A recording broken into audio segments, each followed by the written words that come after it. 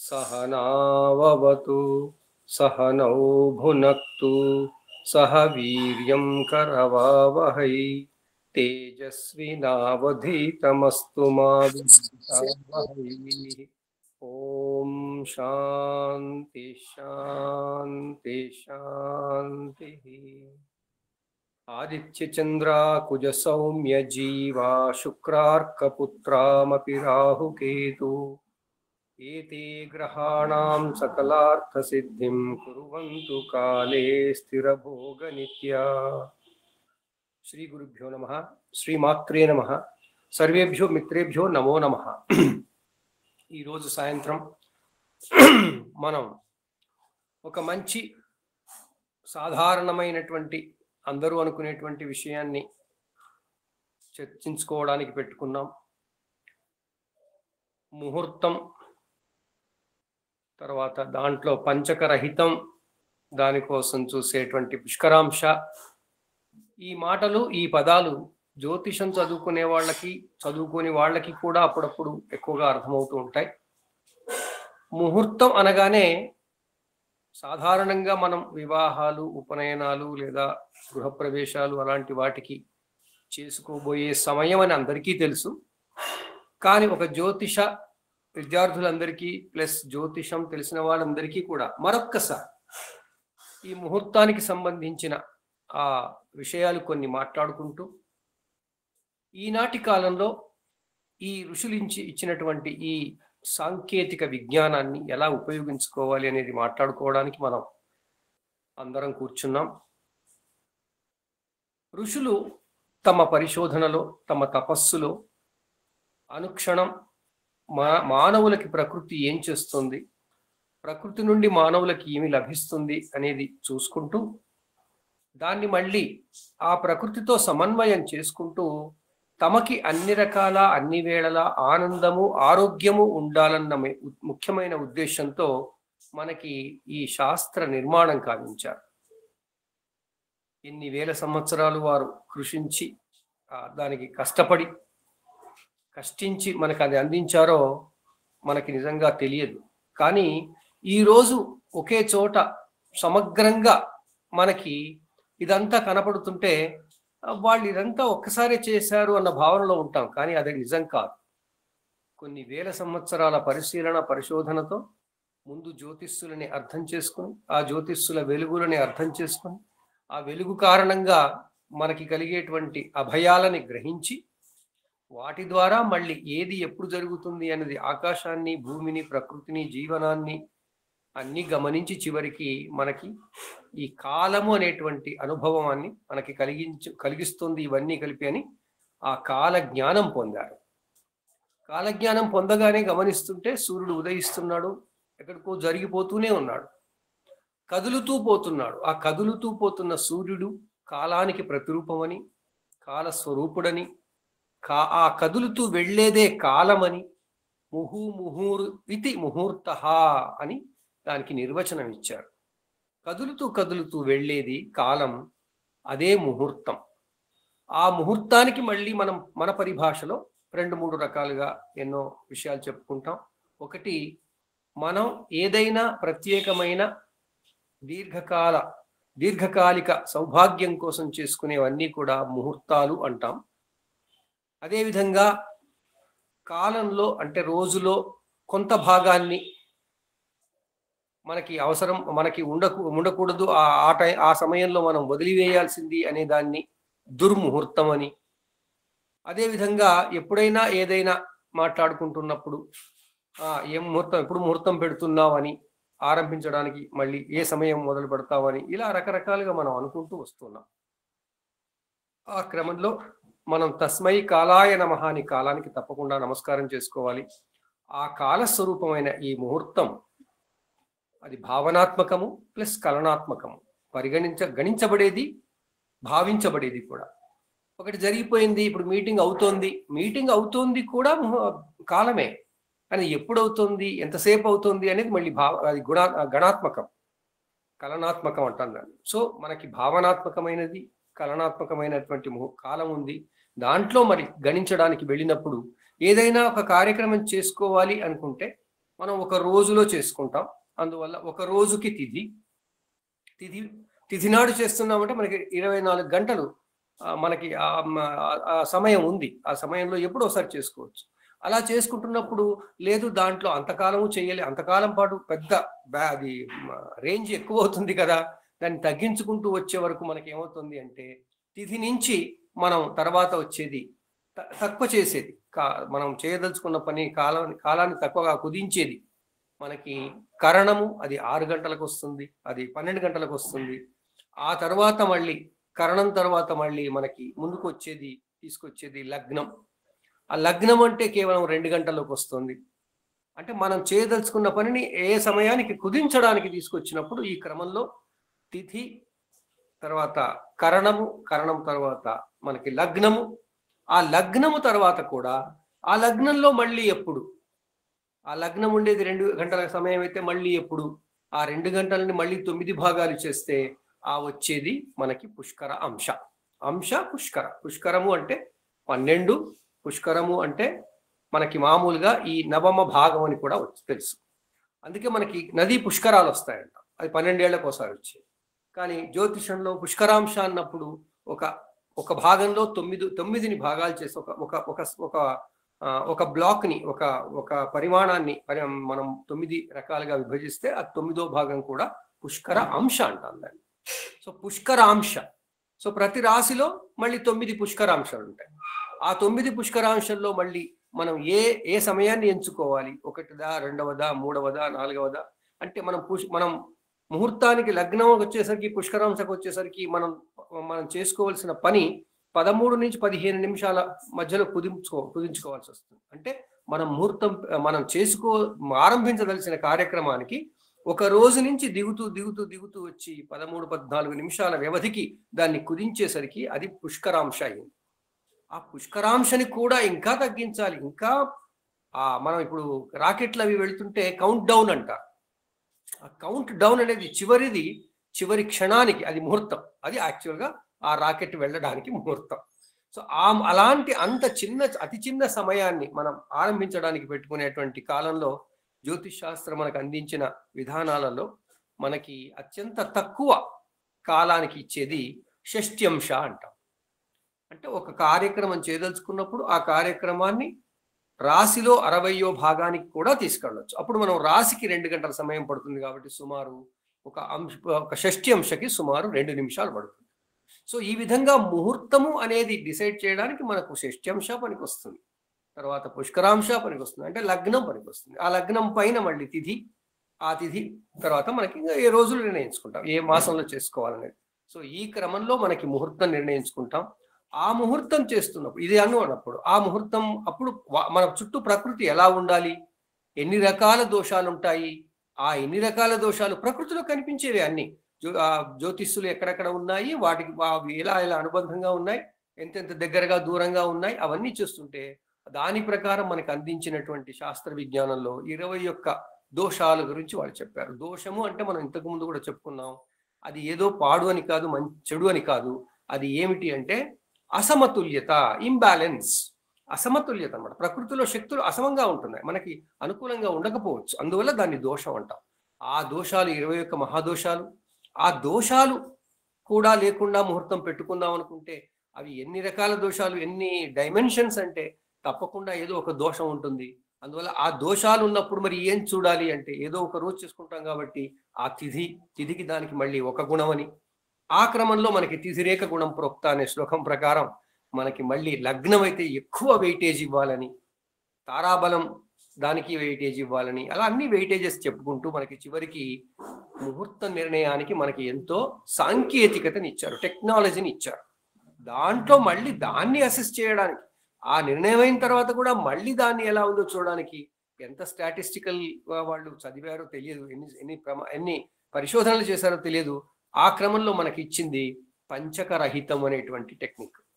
ఆ పంచకరహితంలో మళ్ళీ దేనికి అంటే మొత్తం నవగ్రహాలు మనల్ని పరిపాలిస్తుంటాయి కాబట్టి నవగ్రహాల కారణంగా మనకి 9 రకాలైనటువంటి అనుభవాలు వస్తాయి కాబట్టి కాలంలో ఆ 9లో మనకి అనుకూలమైనవేవి ప్రతికూలమైనవేవి అని గమనించినప్పుడు వాళ్ళు ప్రతికూలమైనవి 5 ఉన్నాయని గ్రహించి ఆ 5ంటిని పంచక రహితములు అన్నారు. ఈ రోజు పరిభాషలో, మేనేజ్మెంట్ పరిభాషలో చెప్పుకోవాలి అంటే రిస్క్ మేనేజ్మెంట్ అని అంటాం. ఆ దాంట్లో ఏ రిస్కులు ఉన్నాయి, ఏమి రిస్క్, ఆ రిస్క్ ని ఎలా కొలవాలి, ఆ రిస్క్ ఏమిటి, ఒక కార్యక్రమం చేస్తుంటే దానివల్ల రిస్క్ ఏమిటి, ఆ రిస్కులు ఏమిటి అనేవి కాస్త మనకి ఈ రోజు పంచకరహితంగా మనం చెప్పుకుంటున్నాం. ఆ పంచకరహితమైనటువంటి రిస్క్ మేనేజ్మెంట్ ని, ముహూర్తానికి రిస్క్ మేనేజ్మెంట్ ని మన వాళ్ళు ఇస్తున్నారు.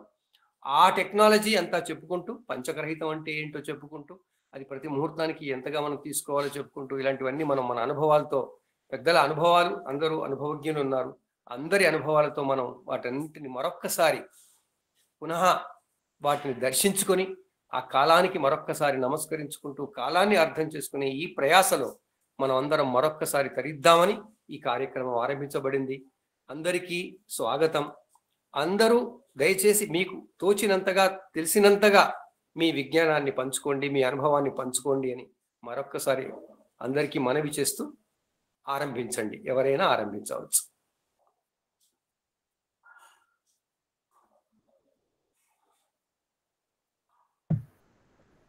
మూర్తి గారు ఏదో చేయెత్తినట్టున్నారు, మొదలు పెట్టండి సార్. మీ శుభ ఆశీర్వచనం.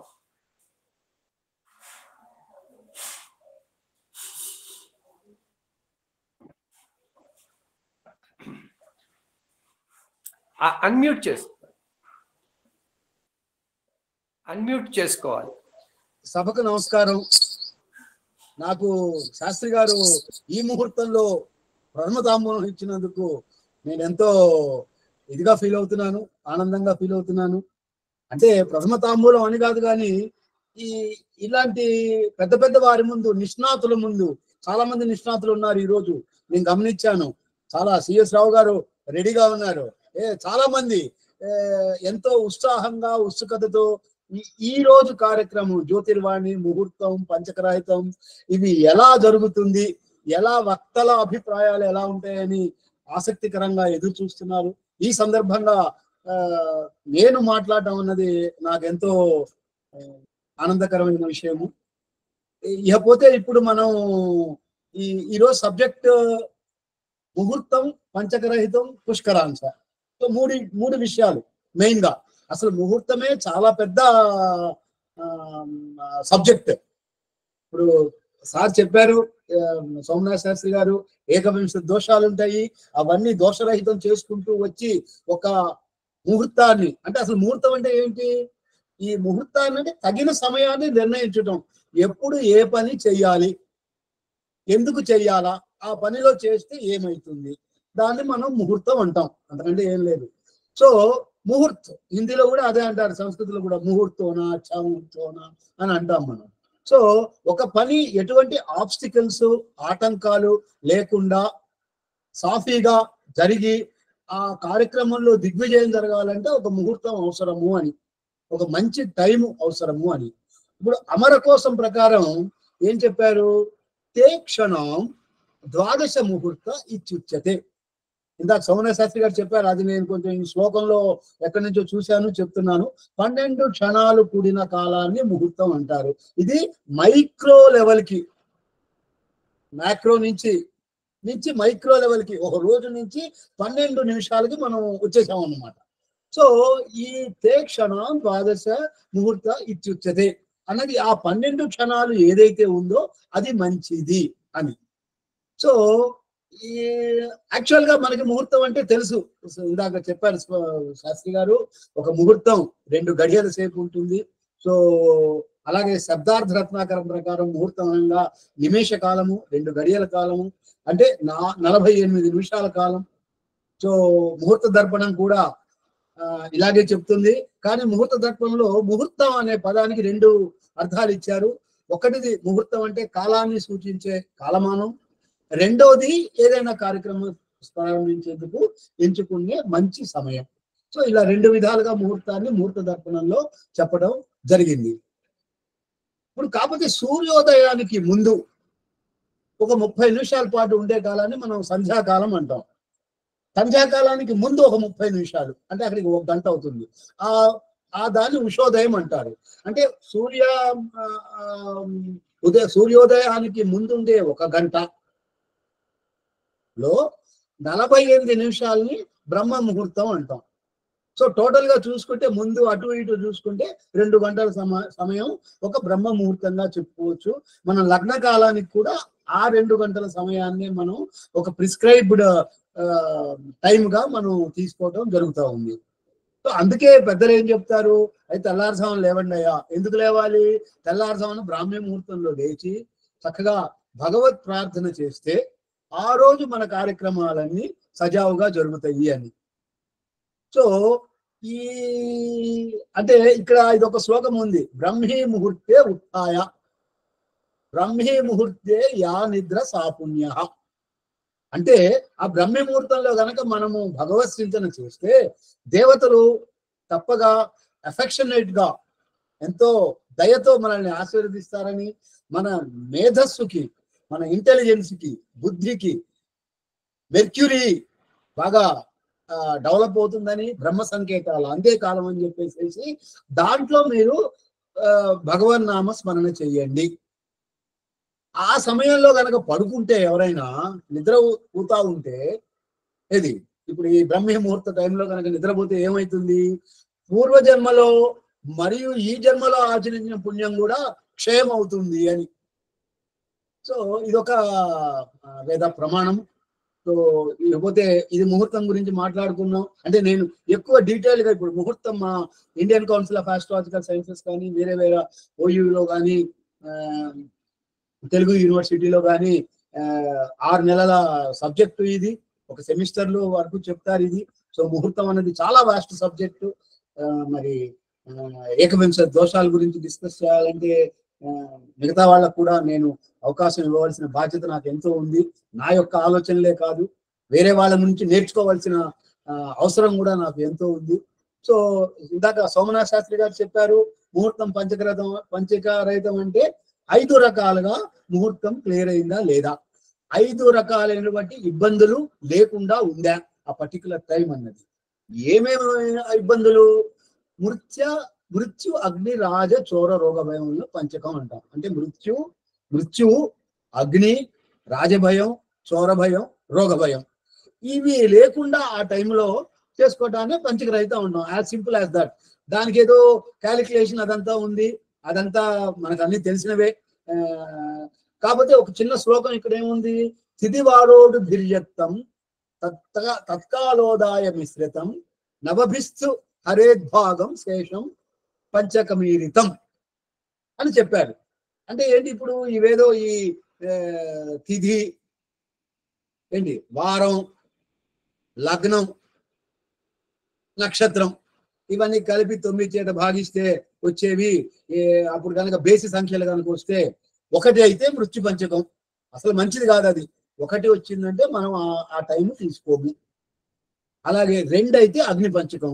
అగ్ని పంచకం అంటే ఒకవేళ మనం కార్యక్రమం జరుగుతున్నప్పుడు దీపారాధనలో నూనె ఎక్కువై దీపం భగ్గున మండొచ్చు, సత్యనారాయణ స్వామి వ్రతం చేసుకుంటాం. లేకపోతే భార్య యొక్క లేకపోతే భర్త యొక్క ఈ మన చీరో లేకపోతే ఉత్తరీయమో అంటుకోవచ్చును. సో ఇలాంటి అగ్ని ప్రమాదాలు జరగడానికి ఆస్కారం ఉంటుంది ఆ ముహూర్తం పంచకరహితం కాకపోతే. అలాగే 4 అయితే రాజపంచకం.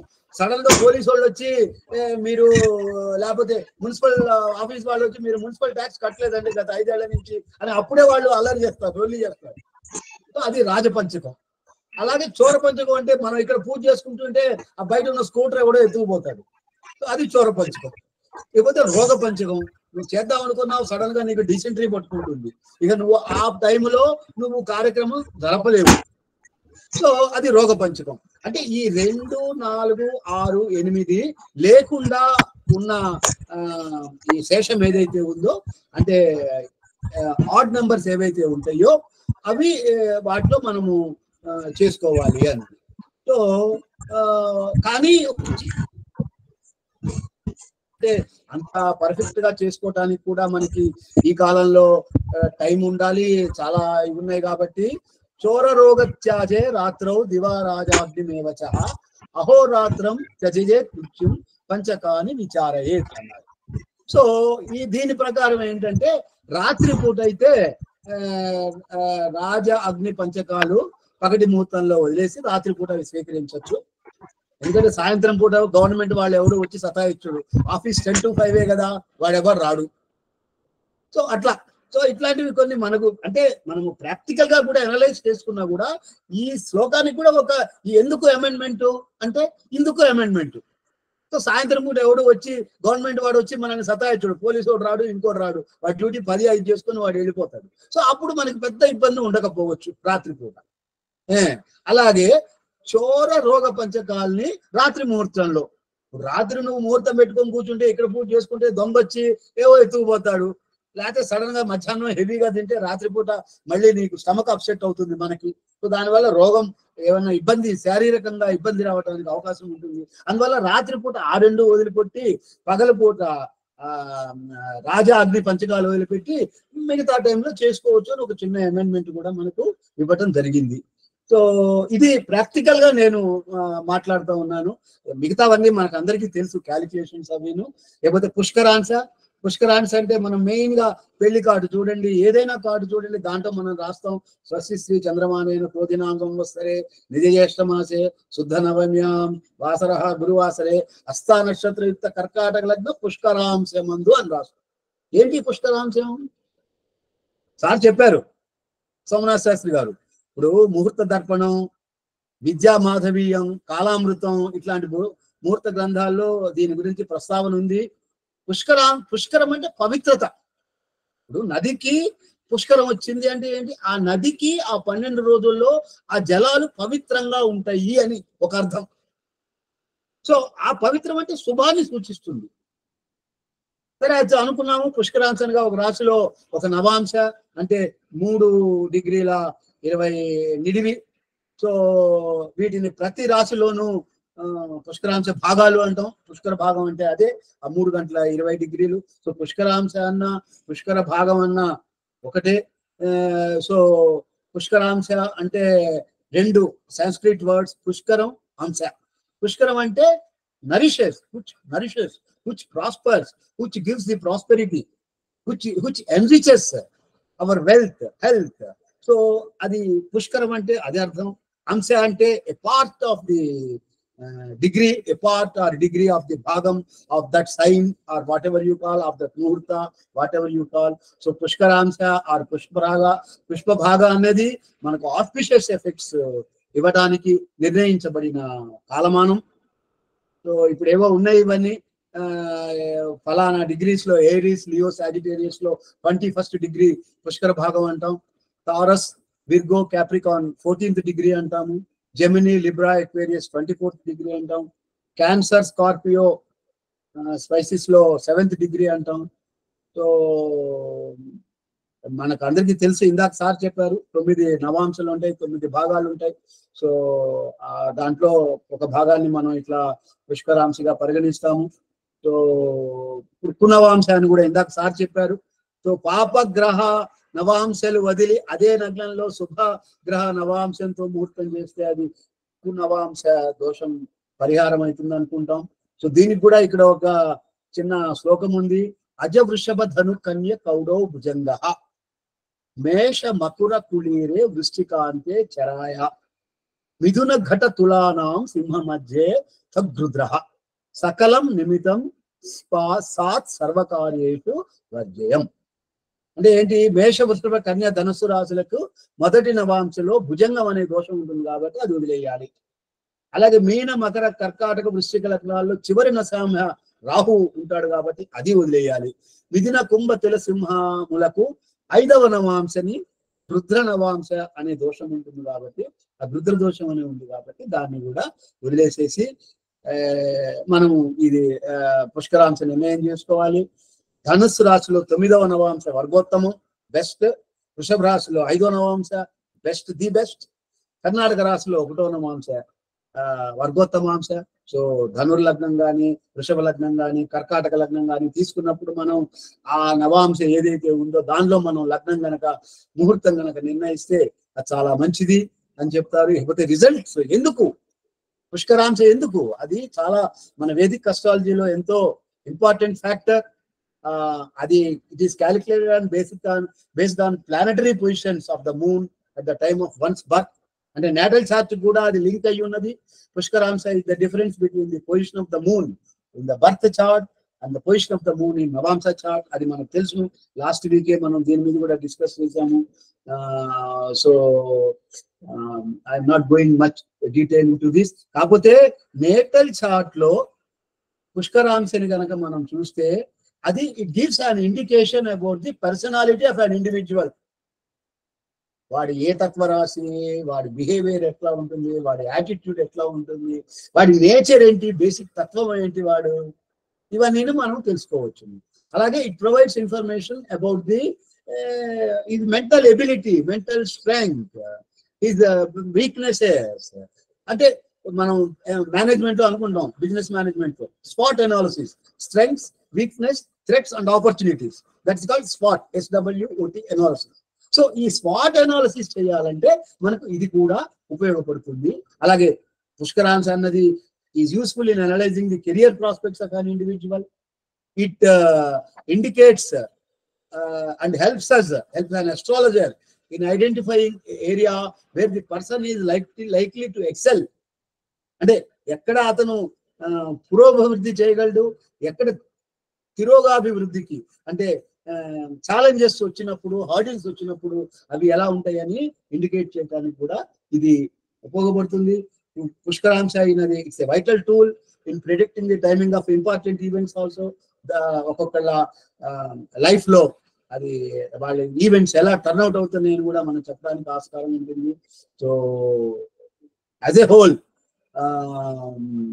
It's very auspicious, whether it is in natal chart or whether it is in lagna chart, and a native ఒక జాతకుడు అడ్వర్స్ సిచ్యువేషన్ ఎలా ఫేస్ చేయొచ్చు అన్నది మనము పుష్కర నవాంశని తెలుసుకోవడం ద్వారా కూడా మనము చెప్పొచ్చు. జాతక నగ్నంలో ఈ పుష్కర భాగాల్లో ఉన్నప్పుడు, జాతక చక్రంలో లగ్నంలో ఈ పుష్కర భాగంలో కనుక లగ్నం కనుక ఉంటే, పడి ఉంటే, ఆ వ్యక్తి ఎంతో పయస్ గా ఉంటాడు, చాలా స్కిల్ఫుల్ గా ఉంటాడు, మంచి చొరవ ఉంటాడు, యాక్టివ్ గా ఉంటాడు, సో మంచి మెళుకువగా ఉంటాడు. తర్వాత అంటే దీనికి ఎగ్జాంపుల్ ఏంటంటే, వివాహ భావకారకుడు శుక్రుడు కనుక ముహూర్త లగ్న పుష్కర భాగంలో ఉంటే అది ఎంతో మంచిదని మనం భావిస్తాము. అలాగే గోచారంలో కూడా గ్రహ పాప స్థానాలైన పుష్కర భాగాలలోనికి వచ్చినప్పుడు అవి మంచి ఫలితాలను ఇస్తాయి. పాపగ్రహాలు కూడా మహర్దశ అంతర్దశల్లో కూడా పుష్కర భాగంలో ఉండే గ్రహం ఏదైతే ఉందో అది శుభ ఫలితాలను ఇస్తుంది. Irrespective of it's PAC position, aspect, conjunction ఎట్లా ఉన్నా కూడా ఆ 2 గంటల సమయంలోనూ పుష్కరాంశ సమయంలో అది మంచి ఫలితాలను ఇస్తుంది అని చెప్పి ఒక మనకు వేద ప్రమాణం. సో ఓవరాల్ గా పుష్కరాంశ అన్నది it's an essential tool in Vedic astrology, and it helps us in predicting different aspects of an individual life and guiding them to make well-informed decisions for his best prosperity, health, wealth. Thank you very much, Andy. Thank you for giving me this opportunity. Sir చాలా చాలా ధన్యవాదాలు. చాలా insight ఇస్తూ బాగా చెప్పారు sir. చాలా సరళంగా చెప్పారు. చాలా చాలా ధన్యవాదాలు. సార్ చెప్పినట్టు ఇది ఏంటి అంటే, ఇప్పుడు మనం అందరం వెల్డింగ్ చేసే వ్యక్తిని చూస్తున్నప్పుడు ఆ వెల్డింగ్ చేసే లైట్ ఏదైతే ఉంటుందో అది ఎంతో ఫోకస్ గా వెళ్తుంది. అలాగే ఎవరైనా కంసాలి చేయడం చూస్తే వాటిని బంగారాన్ని వెండిని కరిగించడం కోసం ఒక ఫోర్స్ఫుల్ గా ఒక మంచి కాంతిని కరెక్ట్ గా ఫోకస్ చేసి పంపిస్తాడు. ఆ కాంతి అత్యంత తీవ్రమైనటువంటి శక్తితో ఉంటుంది. అలా రాశి చక్రంలో ఉన్న 360 డిగ్రీలలో ఏ డిగ్రీలో అంత కాంతి కారణంగా మనం పనులు చేసుకోవచ్చు అని పెట్టినప్పుడు మనకి పుష్కర భాగాలు వచ్చాయి. డిగ్రీ వచ్చిందనమాట. పుష్కర భాగ సమయం ఎంత అంటే 4 నిమిషాలు. అదే పుష్కర అంశ అనేసరికి ఇంకా కొన్ని కలిసాయి, 3 డిగ్రీల 20 నిమిషాలు కలిసింది అది. సో ఆ రకంగా మనకి పుష్కరాంశాలు, పుష్కర భాగాలు వచ్చాయి. నేను ఈరోజు మన జ్యోతిర్వాణి గ్రూపులో చిన్న ప్రజెంటేషన్ ఒకటి PDF ఫైల్ పంచాను. దాంట్లో ఈ వివరాలు అందించడానికి ప్రయత్నం చేశాను. అలాగే మిత్రులు ఎవరో ఇప్పుడు అడుగుతున్నారు తిథి వారం ఏంటి ఇంకా అని.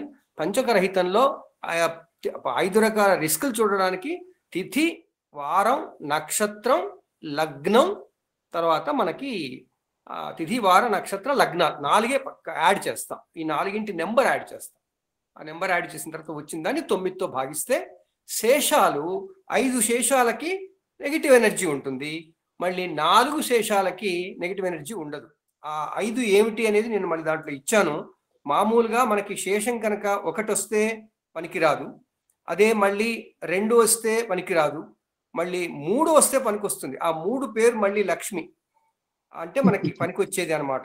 అదే విధంగా 4 పనికిరాదు, మళ్ళీ 5 పనికొస్తుంది. ఆ 5 పేరు విజయ అని ఉంది, నేను మీకు దాంట్లో అది పెట్టాను.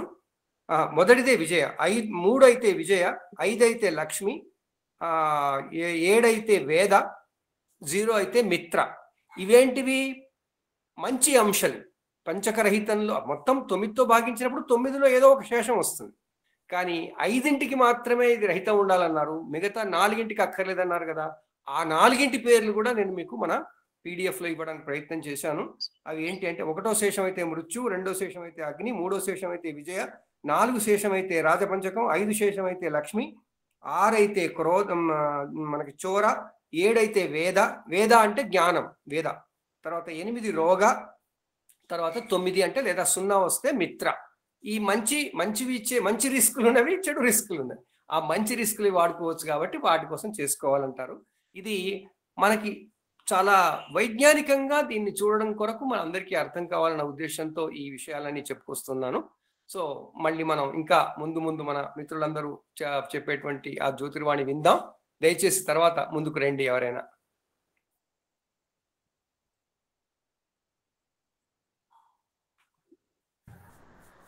మోమాట పడకండి, తెలిసింది చెప్పండి. నమస్కారం సార్, నేను వల్లిని మాట్లాడుతున్నాను, శ్రీవల్లి దేవసేన. అమ్మా చెప్పండి. నేను చెప్పనా? ఎవరైనా? తప్పకుండా అమ్మా. శ్రీ మహాగణాధిపతి నమః, శ్రీ గురుభ్యో నమః. జ్యోతిర్వాణి సభ్యులందరికీ నా నమస్కారం. ఈనాటి శీర్షికలో సులభంగా కొత్త వాళ్ళకి కూడా ఈజీగా అర్థం అవ్వడానికి ముహూర్తానికి, అందులో పంచకరహితం యొక్క ప్రాధాన్యాన్ని, పుష్కరాంశ ఉపయోగాన్ని పరిగణనలోకి తీసుకునే విషయాలని నాకు తెలిసినవి కొన్ని పంచుకుంటాను. అసలు ముహూర్తం అనేది ఏదైనా ఒక పని కోసం, అంటే ఒక కార్యం కోసం మనం ఎంచుకోవడానికి ఉపయోగపడే శుభ సమయం కదా. ఇది శుభకరమైనది కావడానికి ఆయనము, మాసము, పక్షము, తిథి, వారం, నక్షత్రం, యోగం, కరణం ఇవన్నీ శుభకరమైనవిగా ఉండాలి. ఇవి కాక గ్రహాల శుభత్వాన్ని కూడా మనం పరిగణనలోకి తీసుకోవాలి. సో శుభముహూర్తం నిర్ణయించడానికి లగ్నం ముఖ్యంగా బలంగా ఉండాలి, అష్టమ శుద్ధి కూడా ఉండాలి.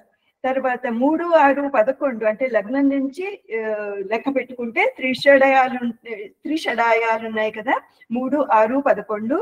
ఇవి వీటిలో పాపగ్రహాలు ఉంటే మంచిది.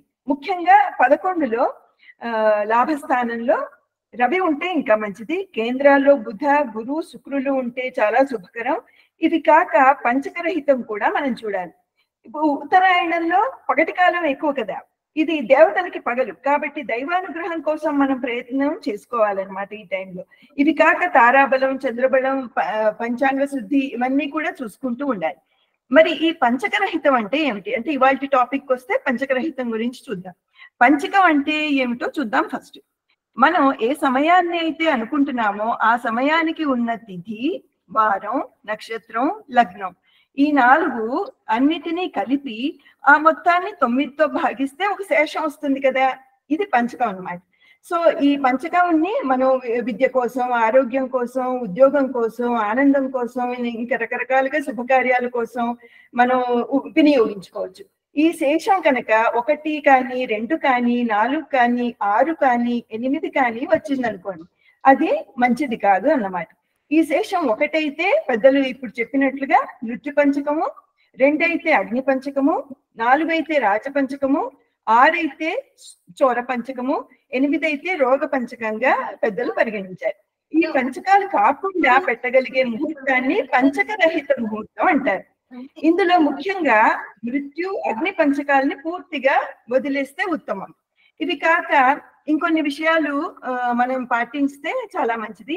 ముహూర్తం పెట్టే విషయంలో ఆదివారం రోగ పంచకం కాకుండాను, శనివారం మృత్యు పంచకం కాకుండాను, సోమ, గురువారాలు రాజపంచకం కాకుండాను, బుధ, శుక్రవారాలు చోర పంచకం కాకుండాను, మంగళవారం అగ్ని పంచకం కాకుండాను చూసుకుని పెట్టుకుంటే చాలా మంచిది. ఒకవేళ పగటి భాగంలో ముహూర్తం పెట్టాలనుకోండి మనం, అప్పుడు పగలు రాజపంచకాన్ని అగ్ని పంచకాన్ని రాకుండా చూసుకుంటే ఉత్తమం. రాత్రిపూట చోర పంచకాన్ని రోగ పంచకాన్ని కాకుండా చూసుకుంటే ఉత్తమం. అర్ధరాత్రి అనుకోండి, అప్పుడు మృత్యు పంచకం ఉండకుండా ఉంటే మంచిదన్నమాట. ఇప్పుడు ప్రయాణాల్లో చోర పంచకాన్ని, గృహాల విషయంలో రాజపంచకాన్ని అగ్ని పంచకాన్ని వదిలిపెట్టేయడం మంచిది. ఇప్పుడు మూర్తి గారు చెప్పినట్లుగా ఇది ఎందుకు కారణాలు కూడా చెప్పారు ఆయన. అగ్ని పంచకం గురించి చక్కగా వివరంగా చెప్పారు. వివాహం కానీ ఉపనయనం కానీ అనుకున్నాం అనుకోండి, అప్పుడు రోగ పంచకము మృత్యు పంచకము వీటిని వదిలిపెట్టేయడం మంచిది.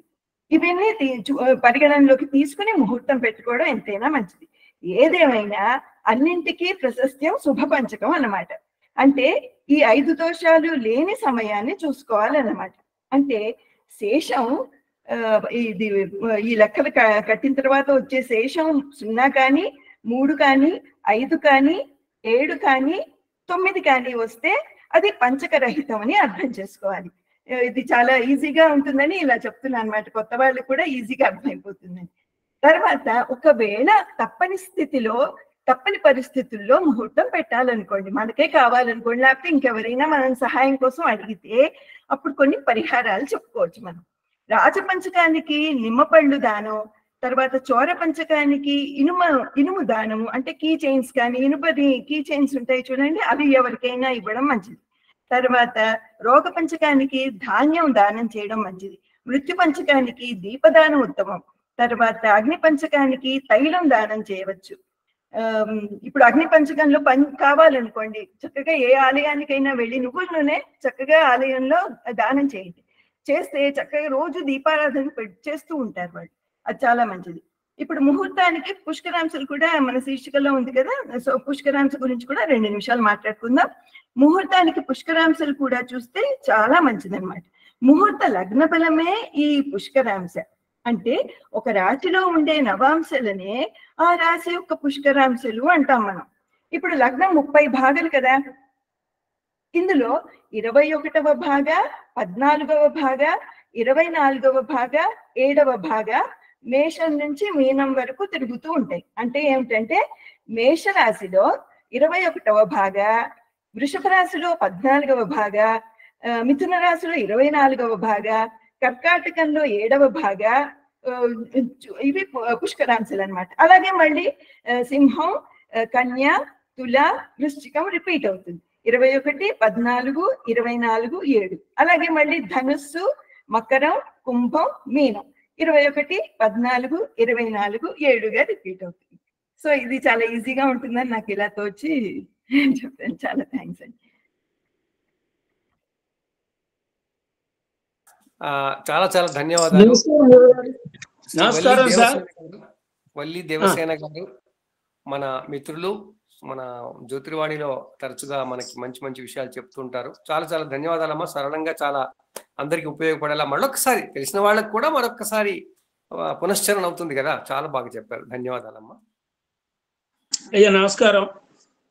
సూర్యనారాయణమూర్తి మధ్యలో కొన్ని వారాలు కంటిన్యూస్ గా మిస్ అయిపోవడం జరిగింది, క్షమించాలి. అంటే నేను వేరే పనుల్లో బయట ఊర్లు తిరగడం, అందులో కరెక్ట్ గా సండే ఈ టైం వచ్చేటప్పటికి ఎక్కడో ఇరుక్కుపోవడం జరుగుతూ ఉండింది.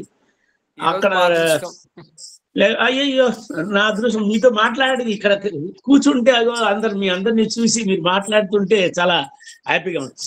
ఓకే సార్, నేను ఏమంటే డీటెయిల్డ్కి వెళ్ళగానే కొన్ని విషయాలు చక్కగా మొట్టమొదట నేను ఈ పుష్కరాంశతోనే 1-2 పాయింట్లు చెప్పేసి నేను అది స్టార్ట్ చేస్తాను. అఫ్ కోర్స్ పుష్కరాంశ ఎన్నో అంశ ఏంటి అని అందరికీ తెలిసింది, అన్ని పుస్తకాల్లో ఉంటుంది, అందరు చెప్పారు, మేడం చెప్పారు, మూర్తి గారు చెప్పారు. యాక్చువల్లీ ఏం లేదండి, పుష్కరాంశ అంటే ఆ 9 అంశాల్లో శుభగ్రహం తాలూకు అంశ ఏదైతే అయిందో అదే పుష్కరాంశ. That's all. మీరు చూసారంటే పుష్కరాంశాల తాలూకు ఆ అంశనాథుల్ని చూస్తే గురు, శుక్ర, బుధ, చంద్ర 4 వస్తారు. దట్స్ ఇదే పుష్కరాంశ. అంటే మనం వేరే క్యాల్కులేషన్ చేసుకోక ఆ నవాంశలో ఆ గురు నవాంశ, ఇప్పుడు మేషం ఉంది, మేషంలో గురు నవాంశ. ఇప్పుడు మీకు 20 డిగ్రీలు నుంచి 23 అంటే 20 నుంచి 23, 20 వరకు కూడా తీసుకున్నారంటే మేషానికి అది 7వది. అశ్విని భరణి 3వ పాదం. సో అశ్విని భరణి 4, 3, 7 తులారాశి. సో తులా నవాంశ, శుక్ర నవాంశ. అది నెక్స్ట్ 26 నుంచి 26, 40 నుంచి 30 డిగ్రీలు ఆఖరి నవాంశ మేషంలో. ధనుర్నవాంశ అయిపోయింది, అది గురువుది. సో శుభగ్రహ నవాంశ అది మనకి అక్కడ వచ్చేస్తే ఆటోమేటిక్గా బాగుంది అనేది మనకి అర్థమైపోయింది. అది ఎందుకంటే ఏ లగ్నం బలం నుంచి మరింత బలం ఇచ్చేస్తుంది ఇది పుష్కరాంశ. అందువల్ల ఏమవుతుందంటే మేషం, సింహం, ధనుసు 3 తీసుకున్నామంటే ఆ 20, 23, 26, 40 నుంచి 30 డిగ్రీలు ఆఖరు. ఈ రెండు కూడా ఏంటంటే ఒకటి లిబ్ర నవాంశ, రెండోది ఏంటంటే ధనుర్నవాంశ వచ్చేస్తుంది. అలాగే వృషభం, కన్య, మకరం ఈ మూడింట్లో తీసుకుంటే 6 డిగ్రీల 40 నుంచి 10 డిగ్రీల 40 నిమిషాల వరకు ఒక పుష్కరాంశ. అది మీన నవాంశ వస్తుంది. సో లగ్నం మీనంలో ఉంటుంది, నవాంశ లగ్నం. సో శుభం. అదే రకంగా 13, 20 నుంచి 16, 40 వరకు అది తీసుకుంటే వృషభ నవాంశ. సో మనం వృషభంలో ముహూర్తం పెట్టామంటే వృషభ నవాంశ, ఇది వర్గోత్తమాంశ కూడా అయిపోతుంది అద్భుతంగా. తర్వాత కన్యా లగ్నం పెట్టుకున్నామంటే వృషభ నవాంశ పెట్టామనుకోండి చాలా అద్భుతంగా రాణిస్తుంది. అది కన్య, అది శుక్రుడిది కాబట్టి. పైగా కన్యకి శుక్రుడు బహుశుభుడు కూడా అవుతాడు, ద్వితీయ నవమాధిపతి. ఈ రకంగా మకరం. అలాగే జెమిని, లిబ్రా, ఎక్వేరియస్ తీసుకున్నాం అనుకోండి 16, 40 నుంచి 27 డిగ్రీల వరకు కూడాను అది మళ్ళీ పీసెస్ మీనం. సో మీనం లగ్నంగా నవాంశ లగ్నం మీనం చూసుకుంటే ఈ జెమిని, లిబ్రా, ఎక్వేరియస్ కి అద్భుతంగా ఉంటుంది అది పుష్కరాంశగా. అదే రకంగా 23, 20 నుంచి 26, 40 వరకు మళ్ళీ అది వృషభ నవాంశ. సో ఈ మొత్తం ఈ 9 రాశుల్లో కూడా గురు శుక్ర నవాంశలన్నీ కూడా పుష్కరాంశ సింపుల్గా. అండ్ కర్కటకం, వృశ్చికం, మీనం ఈ మూడింటి దగ్గరికి వచ్చేటప్పటికి మాత్రం మొదటిది తీసుకున్నారనుకోండి ఫస్ట్ నవాంశ 3 డిగ్రీల 20 నిమిషాల వరకు ఫస్ట్ నవాంశ ఏదైతే ఉందో అది పుష్కరాంశ. అంటే కటక నవాంశ అయిపోయింది అది మళ్ళీ. అంచేత కటకంలో అంటే కటకానికి, వృశ్చికానికి, మీనానికి మూడింటికి కూడా కటక నవాంశ. పైగా చూడండి ఇవన్నీ కూడా కేంద్ర కోణాలు, అన్ని కోణాలే, ప్రతిదానికి కోణంలో పడుతోంది. మీరు పెట్టిన లగ్నానికి, ముహూర్త లగ్నానికి పుష్కరాంశ లగ్నం వచ్చేసి మళ్ళీ కోణంలో ఉంది. ఆ పంచమనవమ కోణాలు అంటే లక్ష్మీప్రదాలు కాబట్టి సింపుల్ అనమాట. ఇది అర్థం చేసుకుంటే మళ్ళీ ఈ క్యాలిక్యులేషన్ డిగ్రీలు ఏం గుర్తుంచుకోవాల్సిన అవసరం లేదు, సింపుల్. అవి తీసుకెళ్ళి అక్కడ పెట్టేయాలి మీరు. అందుకే చూడండి ఎక్కడ మీరు కర్కటకానికి వచ్చేటప్పటికి స్వనవాంశ, వృశ్చికానికి వచ్చేటప్పటికి నవమం అయింది మళ్ళీ కర్కటకం, మళ్ళీ మీనానికి వచ్చేటప్పటికి పంచం అయిపోయింది. సో పంచమ నవమాలని మనం నవాంశాలుగా తీసేసుకుంటే పుష్కరాంశ ప్రాబ్లం సాల్వ్ అయిపోతుంది. చాలా అతి సింపుల్గా మనకి ఆ క్యాలిక్యులేషన్ వస్తుంది అనమాట. ఇది జస్ట్ ఒక పాయింట్ చెప్దాం అనుకున్నా. తర్వాత ఇంకా ముహూర్తం అనేటప్పటికి ఏంటంటే అందరికీ తెలిసిందే, కార్యం ఆరంభించడానికి ఎంచుకునే శుభ సమయాన్ని మనం ముహూర్తం అంటాం. ఏంటంటే ఇది అతి ముఖ్య భాగం, బిగినింగ్ నుంచి కూడా ఆస్ట్రాలజీలో చాలా ముఖ్యమైన భాగం. అసలు ముహూర్తం ఎందుకు అంటే లైఫ్లో ఒక పాజిటివ్ ఆస్పెక్ట్స్ అన్ని విషయాలు మనకి జరగాలి. ఇప్పుడు మనం ఆలోచించినప్పుడు ఏంటంటే సార్, జన్మ కుండలి మనకి మేజర్ డెస్టినీ చూపిస్తాం లైఫ్. అది జన్మ మన చేతిలో లేదు, మరణం మన చేతిలో లేదు. ఈ రెండింటి మధ్య జరిగే మంచి చెడ్డ ప్రీవియస్ బర్త్ నుంచి ఏం క్యారీ చేసుకొచ్చామో, ఏం జరుగుతాయో, ఎవరితో పెళ్ళి అవుతుంది, ఏ ఉద్యోగం చేస్తాం, ఏ ఊర్లో ఉంటాం, ఏ ఇంట్లో నివసిస్తాం, ఎవరితో ఫ్రెండ్స్, ఎవరితో శత్రుత్వం, పిల్లలు ఎవరు, ఏంటి, ఇవన్నీ కూడా ఏంటంటే మన చేతిలో లేనివి. ఇవన్నీ కూడా ఏంటంటే మనం తీసుకొని వస్తాం, వీఆర్ క్యారీ. ఇది మేజర్ డెస్టినీ. అయితే అదే సమయంలో మరి ఈ జీవించేటప్పుడు అనేక అవసరాలు ఉంటాయి. ఓ వ్యాపారం చేయాలి, మరి ఆ వ్యాపారం డెస్టినీ మన డెస్టినీ ప్రకారం ఏ వ్యాపారం చేస్తామో, ఎప్పుడు చేస్తామో కూడా ఉంటుంది. ఇప్పుడు ఏమవుతుంది, చాలా మంది అంటూ ఉంటారు మేము ఏమి ముహూర్తాలు చూడలేదని పెళ్లి చేసామండి అని. మొన్న రోజు మా ఫ్రెండ్ అదే మాట అన్నాడు.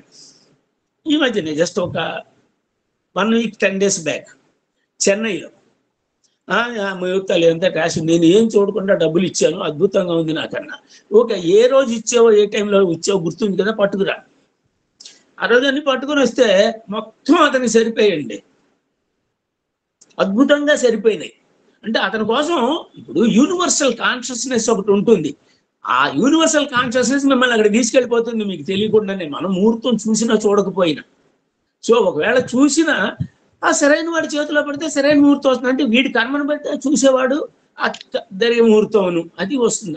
ఇది ఒక విషయం. బట్ స్టిల్ మనం ఏంటంటే ఒక కార్యం ఎప్పుడైతే స్టార్ట్ చేసామో ఆ కార్యం లోపల అసలు ఏ రకంగా మంచి జరగాలి అనే ఒక ఉద్దేశంతో ఈ మంచి కాలాన్ని మనం ఎంచుకోబోతున్నాం అనమాట. దానికోసం ముహూర్తం చూడడం అవసరం అనేది ఒక పాయింట్. తర్వాత అది ఉద్యోగం అయినా వ్యాపారం అయినా ఏదైనా కూడా. అయితే ఏంటంటే అన్ని విధి ప్రకారమే జరుగుతాయా, దీని ముహూర్తాలు ఎందుకు అనుకుంటే దండగా అంటే మనం ఆశాజీవులో, పైగా అదృశ్యం మాయమని ఆవరించి ఉంటుంది ఎప్పుడు కూడాను. సో ఈ జీవితంలో ఎప్పుడు ఆశ ప్రతిదీ కొట్టినా కూడా శుభకరం కావాలి, అందుకోసం అని చెప్పేసి మనం ఈ ముహూర్తాన్ని కోసం వెళ్తున్నాం.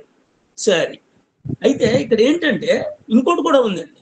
ఇప్పుడు మన ఫేట్ బాగా ఉండేటప్పుడు, ఫ్యూచర్ బాగుంది అంటే నేను చెప్పా మంచి ముహూర్తం దొరుకుతుంది. ఇలా మంచి ముహూర్తం ఎన్నుకోవడం ద్వారా ఏమవుతుందంటే మన తాలూకు గుడ్ ఫార్చ్యూన్ మరింత పెంచుకోవచ్చు. ఏమైనా బ్యాడ్ ఫార్చ్యూన్ ఉంటే దాన్ని కొంచెం తగ్గించుకోవచ్చు, పూర్తిగా అవాయిడ్ చేయలేకపోవచ్చు, కొంత తగ్గించుకోవచ్చు. దానికోసం ఈ శుభ సమయం ఇవన్నీ చూసుకోవడం ఇవి చాలా అవసరం అన్నమాట. అందుకోసం అలాగే దుర్ముహూర్తం దూరం పెట్టడం ద్వారా చెడుని దూరం పెట్టుకోవచ్చు కొంతవరకు. సో ఇది చాలా ఇంపార్టెంట్. అందుకోసం మనం ముహూర్తాన్ని తీసుకుంటున్నాం. ఇప్పుడు ఎలా ఉంటుందంటేనండి, ఒక 2 ఇన్సిడెంట్లు నేను అప్పుడు చదివా. ఈయన టైమ్స్లో 1988లో ఒక ఆర్టికల్ వచ్చింది.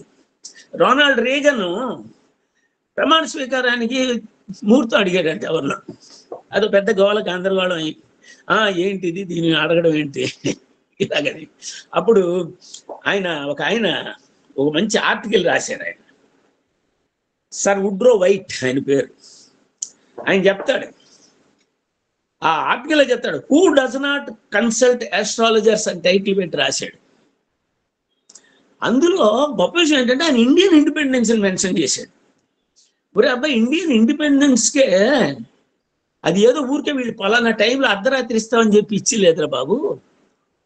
దానికి కన్సల్ట్ చేసి, ఆస్ట్రాలజర్ని కన్సల్ట్ చేసి ముహూర్తం పెట్టుకున్నారు. అర్ధరాత్రికి సెట్ అయింది అది. అందువల్లనే ఇండియా ఇంటిగ్రేటెడ్ గా ఉంది, ఇవాళ కూడా ప్రాస్పర్ అవుతుంది. పాకిస్తాన్ డిసింటిగ్రేట్ అయిపోయింది. ఏదో టైంలో మార్నింగ్ అనౌన్స్ చేశారు 14వ తేదీ, వెరీ బ్యాడ్ డే, అందువల్ల ఆ రోజు అయిపోయింది. అండ్ దీన్ని వెరిఫై చేస్తే యాక్చువల్లీ కరెక్ట్ అండి. ఇంతవరకు తెలియని విషయం నాకు 1900 ఈ ఎండ్లో రాసిన ఒక పుస్తకం ఒకటి నాకు దొరికింది. అందులో ఒక ఆర్టికల్ రాశాడు.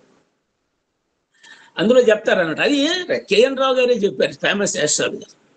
ఆయన చెప్పింది విషయం ఏంటంటే 14వ తేదీ పాకిస్తాన్కి డిక్లేర్ చేశారు, సెపరేట్ అయిపోయింది. ఇప్పుడు ఇండియాకి కూడా ఇవ్వాలి, ఒక అవర్లో, పర్టికులర్ అవర్లో మేము మీకు స్వతంత్రం ఇస్తామని చెప్పి పేపర్స్ హ్యాండ్ ఓవర్ చేయాలి. సో ఆ టైం ఫిక్స్ చేస్తామంటే నేను ఓకే అన్నాడు, కానీ రాజేంద్ర ప్రసాద్ ఒప్పుకోలేదంట. నో అది మేము ముహూర్తం చూసుకుంటాం, మాకు కావాలని. అబ్బాయి అదంతా కుదరదు, 15వ తేదీ మేము డిక్లేర్ చేస్తాం. ఈ 14వ తేదీ అర్ధరాత్రి నుంచి 15వ తేదీ నువ్వు ఎప్పుడు చేసుకుంటావో మీకు ఒక అవకాశం ఇస్తున్నాను, మీరు చెప్పిన టైంలో మేము ఇస్తాం. ఓకే, మీకు సెంటిమెంట్ అంటున్నారు కాబట్టి. అంటే ఆయన అప్పుడు ఉజ్జయిన్లో ఉండే 2 ఆస్ట్రాలజర్స్. ఈ విషయం చాలా మందికి తెలియదు అసలు.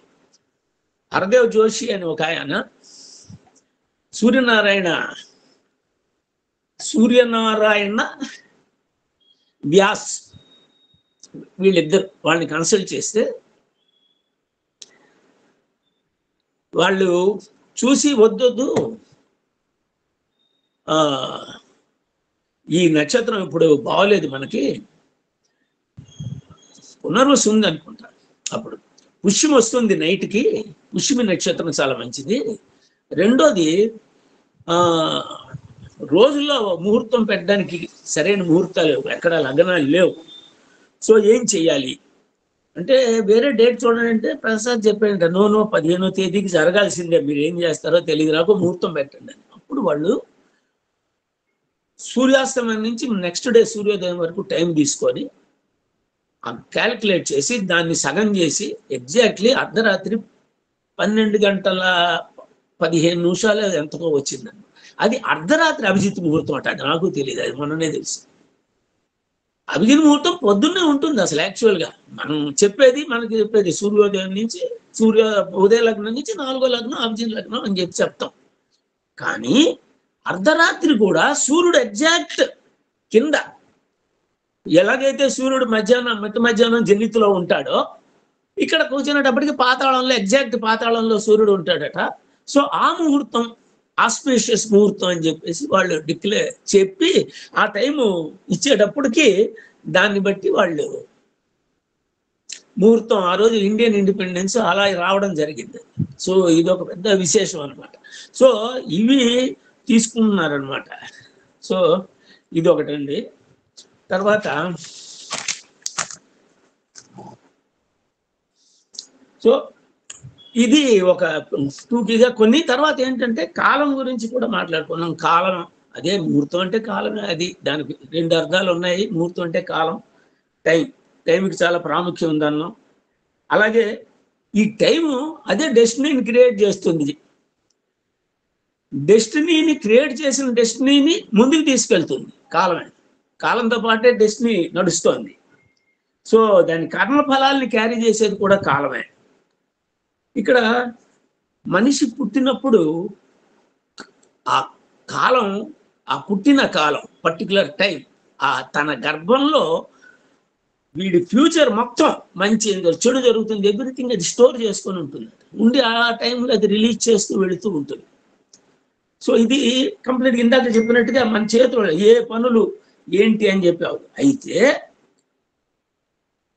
అంతమైపోయే లోపున ఎవరైతే జరిగితే అన్ని చెప్తూ ఉంటారు, బాగానే ఉంది. అలా దాచుకొని ఉంటుందంట అనంతమైన ఇన్ఫర్మేషన్ని. జీవితం ఆరంభమయ్యే సమయం లేదా బర్త్ టైం మన చేతిలో ఉండదు. అలాగే మంచి చెడులు ఉండవు. వాటిని మనిషి అనుభవించి తీరాల్సిందే. కారణం జన్మ సమయం తమ చేతిలో లేదు కాబట్టి. సో ఇది అందరికీ తెలిసిందే. అలాగే జన్మ సమయంలో ఏదైనా ఒక కార్యం ఆరంభమైన సమయం కూడా ఆ కార్యం ఏ విధంగా సాగుతుందనే ఒక ఇన్ఫర్మేషన్ మొత్తం తనలో దాచుకొని ఉంటుంది. సో ఆ మంచి సమయాన్ని చూస్ చేసుకోవడం కోసం మనం ఈ మొత్తం అన్ని కూడా ఈ ప్రొసీజర్స్, ఎక్కడ ఏ లగ్నం ఏంటి, పంచక ముందు ఫస్ట్ అసలు శుభ ముహూర్తం, మంచి లగ్నమా కాదా, ఆస్పిషియస్, అలాగే తీసుకొని దాన్ని మళ్ళీ పంచరేతం చేసుకోవడం. దీనికి ఎడిషనల్గా గ్రహాలన్నీ కూడా ఎక్కడెక్కడ ఏమేమి ఉంటున్నాయి. యాక్చువల్గా మూర్తి గారు చెప్పారు, అందరూ చెప్పారు, మీరు చెప్పారు, ఇదివరకు 48 నిమిషాలు ముహూర్తం, 2 గడియలు. అయితే ఆ 2 గడియల ప్రత్యేక సమయంలో కూడా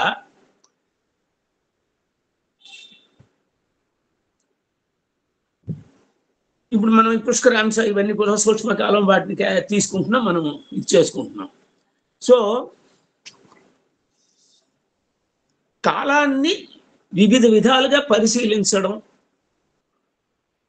అతి ముఖ్యం ముహూర్తానికి వచ్చేటప్పటికి. సో ఇందులో ఏంటి మెయిన్ ఫ్యాక్టర్స్ అంటే రవి చంద్రుడు, వీళ్ళిద్దరు తాలూకు పొజిషన్ అత్యంత ఇంపార్టెంట్. మొట్టమొదటి ఇలా చూడగానే పంచాంగం తీసి ఆ రోజు గ్రహాలన్నీ ఎక్కడ ఉన్నాయి, అవి ఎలా ఉన్నాయని చూడాలి. ఫస్ట్ థింగ్ రవి చంద్రుడు వీళ్ళిద్దరు కూడా బాగా ఉండాలి. ఎందుకంటే వాళ్లే కాలానికి కంట్రోల్ చేసేది వాళ్లే. ఆ పైన వచ్చే ఏదైతే ఆయన మాసం, నక్షత్రం, తిథి, వారం, యోగం, కరణం ఏమున్నాయో ఇవి సూర్యుడు చంద్రుడు ఎయిదర్ ఇండివిజువల్ గా కానీ ఇద్దరు కలెక్టివ్ గా కానీ కంట్రోల్ చేసి చూపిస్తారంతే. అందువల్ల అతి ముఖ్యమైనది ఫస్ట్ వీళ్ళిద్దరు బాగుండాలి. వీళ్ళిద్దరు బాగున్న తర్వాత మిగతావన్నీ కూడా తీసుకుంటున్నాం, ఇవి చేస్తున్నాం. అందుకోసమే పంచకరహితం చేసేటప్పుడు మిగతావి మనం తీసుకోవట్లేదు. యోగం కరణం అక్కడ తీసుకోవట్లేదు, మనం పంచకంలోకి వెళ్ళట్లేదు, అవి పక్కన పెట్టి దాన్ని చేసుకుంటున్నాం మనం. ఎందుకంటే ముందు రవిచంద్ర బలాన్ని తీసుకుంటున్నాం కాబట్టి. సో ఈ రెండింటి మీద తర్వాత దీని నెక్స్ట్ పాయింట్ మిగతా గ్రహాలు వాళ్ళ స్థితులు ఎలా ఉన్నాయి, ఆ పర్టికులర్ లగ్నానికి ఏంటి వాళ్ళ దృష్టి, శుభ దృష్టి, పాప దృష్టి, వాళ్ళు ఉచ్చ నీచ లేకపోతే అస్తంగతం అయ్యారా, ఇవన్నీ చూసుకుంటూ వాళ్ళని మనం ఇవి చేసుకుంటూ ఉన్నాం. తర్వాత మరి అదే ఇంతకు ముందే చెప్పుకున్నాం, డెస్టినీ ఫిక్స్డ్ అయినప్పుడు ముహూర్తం ఎందుకు చూడాలంటే మనం ఆశాజీవులు తప్పనిసరిగా మనం చూసుకోవాలి. మనం చూడకపోయినా ఆటోమేటిక్గా మనకి ఏది కావాలో అదే ముహూర్తం వస్తుంది, దాన్ని మనం అవాయిడ్ చేయలేం. లేకపోతే ఇన్ని ముహూర్తాలు చూసిన పెళ్లిళ్ళు ఎందుకు పెటాకులు అవుతూ ఉంటాయి, ఏం చూడకుండా చూసిన ఎందుకు అవుతూ ఉంటాయి. చూడడం మన ధర్మం, మనకు భగవంతుడు ఇచ్చాడు కాబట్టి దాన్ని చేసుకుంటూ అందులో ఉండే చెడు ఏమైనా ఉంటే మన లైఫ్లో ఏదైనా చెడు కనిపిస్తోంది అనుకుంటే వాటికి కావాల్సిన రెమెడీలు చేసుకుంటూ దైవారాధన ద్వారా మంచి కార్యాలు చేయడం ద్వారా వాటిని కరెక్ట్ చేసుకుంటూ ఆ ముహూర్తాన్ని బలాన్ని ఉపయోగించుకొని ముందుకెళ్ళాలి. అయిపోయిన తర్వాత ఒక చిన్న పాయింట్ మటుకు చెప్పి మీకు ఇక్కడ స్టాప్ చేసేస్తున్నాను. అంటే ఇది ముహూర్తాలు ఎన్నో విషయాలు మనకి చెప్పుకుంటూ వచ్చారు. అయితే వీటన్నిటినీ దాటి నాకు ఒక చిన్న చార్ట్ ఒకటి దొరికింది. దానికి ఆధారం ఏ టెక్స్ట్ అని చెప్పి నాకు తెలియలేదు. బట్ ఒక్క చార్ట్ గురించి ఏం చెప్తున్నాడంటే, మామూలుగా పగలు 15 ముహూర్తాలు, రాత్రి 15 ముహూర్తాలు మనం అనుకున్నవే. వీటికి ఒక్కొక్క ముహూర్తానికి ఒక్కొక్క నక్షత్రం అధిపతి ఉన్నాడు. ఇప్పుడు ఏ రోజన్నా పగలు ఫస్ట్ ముహూర్తం ఆర్ద్ర నక్షత్రం కంట్రోల్ చేస్తుందట. రెండో దాన్ని ఆశ్లేష, 3 అనురాధ, 4 మఖ, 5 ధనిష్ట, 6 పూర్వాషాఢ, 7 ఉత్తరాషాఢ, 8 అభిజిత్, 9 రోహిణి, 10 జ్యేష్ఠ, 11 విశాఖ, 12 మూల, 13 శతభిషం, 14 ఉత్తర ఫాల్గుని, 15 పూర్వ ఫాల్గుని. ఇది మార్నింగ్. అలాగే ఈ రాత్రి పూట ఆర్ద్ర, పూర్వభాద్ర, ఉత్తరాభాద్ర, రేవతి, అశ్విని, భరణి, కృత్తిక, రోహిణి ఇంతవరకు ఓకే, ముగశిర వరకు. నెక్స్ట్ పునర్వసు, నెక్స్ట్ పుష్యం వస్తోంది. పుష్యమి, శ్రవణం, హస్త, చిత్త, స్వాతి, ఈ ఆర్డర్లో వెళ్తోంది. ఇప్పుడు వాళ్ళు ఏమంటారంటే, సపోజ్ ముహూర్తాలు దొరకలే, ఒక ఆయన ఉద్యోగంలో చేరాలనుకున్నాడు. ఆ ఉద్యోగంలో చేరడానికి ఒక స్థిర నక్షత్రంలో చేరితే బాగుంటుంది, ఉద్యోగానికి పనికి వచ్చేది కాబట్టి అని ఆయనకు ఉంది. ఆయన ఇప్పుడు ఏది ఉత్తరాషాఢ, అభిజిత్తు, రోహిణి, పూర్వాషాఢలోను పూర్వాషాఢలోను అనురాధలోను చేరాలనుకున్నాడు అనుకోండి. ఉత్తరాషాఢలో చేరాలనుకున్నాడు, కానీ ఉత్తరాషాఢ ఎప్పుడో 20 రోజుల తర్వాత వస్తోంది. కానీ ఇతనికి ఏంటంటే అర్జెంటుగా చేరాలి జాబులో, సరైన ముహూర్తం దొరకదు. అందువల్ల అతను ఏం చెప్తాడంటే, ఎనీడే ఆ 7వ ముహూర్తం ఉత్తరాషాఢతో కంట్రోల్ అయింది కాబట్టి ఆ ఉత్తరాషాఢలో వెళ్ళి జాయిన్ అయిపోమంటున్నాడు. అది సేమ్ ముహూర్తం ఏ బలం తీసిన, ఈ అభిజిన్ ముహూర్తం ఎలాంటి బలం ఇస్తుందో, మీరు ముహూర్తం పెట్టుకుని ఆ నక్షత్రం చూసుకొని మీరు ఉత్తరాషాఢ వరకు ఏదైతే ఫలితం వస్తుందో, ఈ పర్టికులర్ టైంలో, ఈ పర్టికులర్ 48 మినిట్స్లో మీరు 24 మినిట్స్లో వెళ్ళిపోతే మీకు ఆ పని హ్యాపీగా మీరు జాబులో సెట్ అయిపోతారు అక్కడ. ఇది గుడ్ థింగ్స్ అంటారు. ఇలాంటివి చాలా ఎక్సెప్షన్స్ ఇచ్చారు. చాలా పెద్ద సబ్జెక్ట్ అయిపోయింది, వాటిని మాట్లాడలేము. దాన్ని నేను ఆ దొరికిన దాని అంతా నేను ట్రాన్స్లేట్ చేసి పెడదామని అనుకుంటున్నాను. నేను చిన్న పుస్తకంలాగా చాలా అద్భుతమైన బుక్ అది దొరికింది. చాలా బాగుంది కూడా. మనకి అనేకమైన మామూలు ముహూర్త గ్రంథాల్లో చెప్పని విషయాలన్నీ మనం చూసి జస్ట్ పంచగ్రహితాలను ఇవి చూసుకొని గ్రహాలు ఇవి చూసుకొని వెళ్ళిపోతున్నాం. తర్వాత చాలా మంది లాస్ట్ పాయింట్ ఒకటి చెప్పాలనుకున్నా. ఈ మధ్య చాలా మంది ముహూర్తం చూసేటప్పుడు ఏమండి ఏదో అష్టమాధిపతిగా కలిసి ఉన్నాడండి, షష్టాధిపతిగా కలిసి ఉన్నాడండి, అది ముహూర్తానికి మంచిది కావట్లేదండి అంటే, అదేంటండి అలాగంతా ఉండదు, ముహూర్తానికి ఇవన్నీ చూడడానికి వీలు లేదు, కుదరదు. గురువు శుక్రుడు శుభగ్రహం ఉందా లేదా కానీ అది సరికాదు అని. ఎందుకంటే ఏదైనా సరే ఒక ఈవెంట్ జరిగిన తర్వాత ఏదో స్వేరింగ్ ఇన్ సెరమనీ, లేకపోతే ఒక రాజధాని శంకుస్థాపన, తర్వాత రాజధాని ఎందుకు కట్టబడలేదు అని మీరు చూసారంటే, ఆంధ్రప్రదేశ్ రాజధాని ఆ ముహూర్తం అభిజిన్ ముహూర్తంలో పెట్టినా భయంకరంగా ఉంది, తప్పది. ఆ ముహూర్తం ఆ రోజు పెట్టినప్పుడు ఇప్పుడు దశ మొత్తం రన్ అయిన దశ అంతా కూడా చాలా బ్యాడ్ టైం, ఒక 6-7 ఇయర్స్ పీరియడ్ వెళ్ళింది. అందువల్ల రాజధాని కట్టడం కుదరలేదు. అలాగే ఏది తీసుకున్నా సరే ఇవాళ మరి భారతదేశం ఫ్యూచర్ గురించి చెప్పండి అంటే, ఇండిపెండెన్స్ చార్ట్ తీసుకుంటున్నాం, అర్ధరాత్రి వేసుకొని దాన్ని చూసుకొని దాని గురించి ప్రిడిక్షన్స్ ఇస్తున్నాం. అప్పుడు అష్టమాధిపతి ఇక్కడ చూస్తున్నాడు, సప్తమాధిపతి ఇక్కడ ఉన్నాడు, చతుర్థాధిపతి బాగున్నాడు, లేదు షష్టాధిపతి వల్ల ఇలా వచ్చిందని చూస్తున్నాం కదా. అలాంటప్పుడు ముహూర్తం పెడుతున్నప్పుడే ఇవన్నీ ఎందుకు చూడకూడదు, చూసి తీరాలి అనేది నా భావన. దానివల్ల నష్టాలు చాలా చూసాం. నేను కొన్ని చాలా మంది తాలూకు ఈ ముహూర్తాలు ఇవన్నీ తీసుకొని పరిశీలించినప్పుడు ఈ ప్రాబ్లమ్స్ వచ్చిన హారోస్కోపులు కానీ మీ పెళ్ళి ఎప్పుడైందండి, ఆ డేట్ నాకు ఇవ్వండి అని చెప్పి ఆ ముహూర్తం వేస్తే అష్టమాధిపతి షష్టాధిపతి ఆ లగ్నం మీద లగ్నాధిపతి మీద భయంకరమైన ప్రభావం చూపిస్తున్నారు. మరి అలా ఉన్నప్పుడు మరి అది ప్రాబ్లం నాకేమవుతుంది అంటే వాటిని చూడాలి కంపల్సరీగా. అవి చూడకుండా ఇవి మనం ముహూర్తాలని పెట్టకూడదు అనేది నా ఉద్దేశం అండి. సో ఈ అవకాశం ఇచ్చినందుకు చాలా రోజుల తర్వాత ధన్యవాదాలు సార్. Thank you. అందరికి పెద్దలందరికీ ధన్యవాదాలు సార్. నమస్కారం. మాటలు లేవు. చాలా ధన్యవాదాలు. మీరు నిరంతర పరిశోధకులు. మీ పరిశోధనతో మీకు అందుతున్నటువంటి సమాచారాన్ని పంచుకున్నారు. చాలా చాలా ధన్యవాదాలు. ఇప్పుడు మనకి ఉపద్రష్ట సూర్యనారాయణ గారు చెప్పినటువంటి ఎన్నో విషయాలు, వారు ఇలాంటివి చాలా పరిశోధిస్తున్నారు. వారికి మనం సదా కృతజ్ఞం. జ్యోతిర్వాణి సదా కృతజ్ఞులు. తర్వాత సార్ చెప్పినటువంటి 15+15 ముహూర్తాలు, దివారాత్ర ముహూర్తాలకు సంబంధించిన లిస్టు నేను పంచినటువంటి గ్రూప్ లో పెట్టినటువంటి PDF లో ఉన్నది. తర్వాత సార్ నేను పరీక్ష చేశాను. దాంట్లో సార్ అభిజిత్ ముహూర్తం 8వ ముహూర్తం డే టైంలో అభిజిత్ నక్షత్రం దానికి ఆధారం కాబట్టి అది అభిజిత్ ముహూర్తం అయింది. అభిజిత్ ముహూర్తం అనేది అభిజిత్ లగ్నం కాదు. అభిజిత్ లగ్నం అంటే మళ్ళీ సూర్యోదయ లగ్నం నుంచి 4వ లగ్నం. ఆ క్రమంలో ఇప్పుడు మీరంటే నేను చూశాను, అదే అభిజిత్ ముహూర్తం రాత్రిపూట కనుక సూర్యాస్తమయం నుంచి 8వ ముహూర్తం చూస్తే అది మళ్ళీ బ్రహ్మ ముహూర్తమే. అంటే అక్కడ బ్రహ్మ పేరే, ఇక్కడ బ్రహ్మ పేరే. దీని అధిపతి రోహిణి నక్షత్రం. అట్లా అంటే మీరు అన్నట్టు ఇప్పుడు తెలుస్తోంది అర్ధరాత్రి పూట మిగతావి ఎలా ఉన్నా గానీ దీనికి ఎందుకు ఒప్పుకొని ఉంటారు అంటే అది ఇంకా ఆ ముహూర్త కాలం బాగుంది. ఆ రెండు వేరే ఎవరో చెప్తే తీసుకున్నాను కాదు, అది కేఎన్ రావు గారు స్వయంగా చెప్పింది. ఇలాంటి విషయాలు మీ వంటి వాళ్ళు చెప్తేనే మాకు తెలుస్తాయి సార్. చాలా చాలా ధన్యవాదాలు. థ్యాంక్ యూ అండి. Thank you. చెప్తాను మళ్ళీ మాటల్లో మధ్యలో ఏదైనా ఒక పాయింట్ అంటూ ఉంటానండి. అబ్బా చెప్పాలి, కావాలి. ఇవే మనకి మనందరి డ్యూటీ ఏంటంటే సార్ ఇప్పుడు నలుగురికి తెలియాలి కదా, నలుగురికి తెలియాలి విషయం. అందరి ఇన్ఫర్మేషన్ కోసం చెప్తున్నాను. సారు నామ నక్షత్రాల మీద మంచి రీసెర్చ్ చేశారు. వారి పుస్తకం కూడా రాబోతోంది. అది వచ్చిన తర్వాత మనం అందరం తీసుకుందాం. చాలా పెద్ద రీసెర్చ్ చేశారు నామ నక్షత్రాల.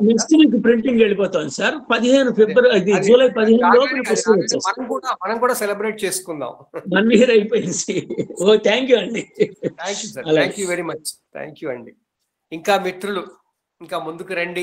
చూడండి ఎంత మంచి విషయాలు మనకు తెలుస్తున్నాయి. మనం ఏ ముహూర్తాల పుస్తకాలు పట్టుకున్నా ఇవన్నీ దొరకవు మనకి. అందరికీ ధన్యవాదాలు. చెప్తున్న అందరికీ, జ్యోతిర్వాణి వినిపిస్తున్న అందరికీ ధన్యవాదాలు. వింటున్న అందరికీ ధన్యవాదాలు. దయచేసి ఇంకా ముందుకు రండి, మాట్లాడండి.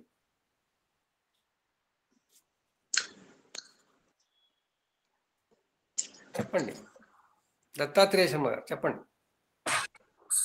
నమస్కారం. నమస్కారం. చాలా సార్లు ఏంటంటే మిస్ అయినాను. అంటే కొన్ని వేరే పనులు ఉండడం, మా నాన్నగారు చనిపోవడం వలన ఈ కార్యక్రమంలో జాయిన్ కాలేకపోయినాను. అయ్యయ్యో, sorry to hear that sir. ఎప్పుడు 91 సంవత్సరాలకు చనిపోయినారు. అయ్యయ్యో. పెద్దలందరూ చాలా చాలా విషయాలు చెప్పారు.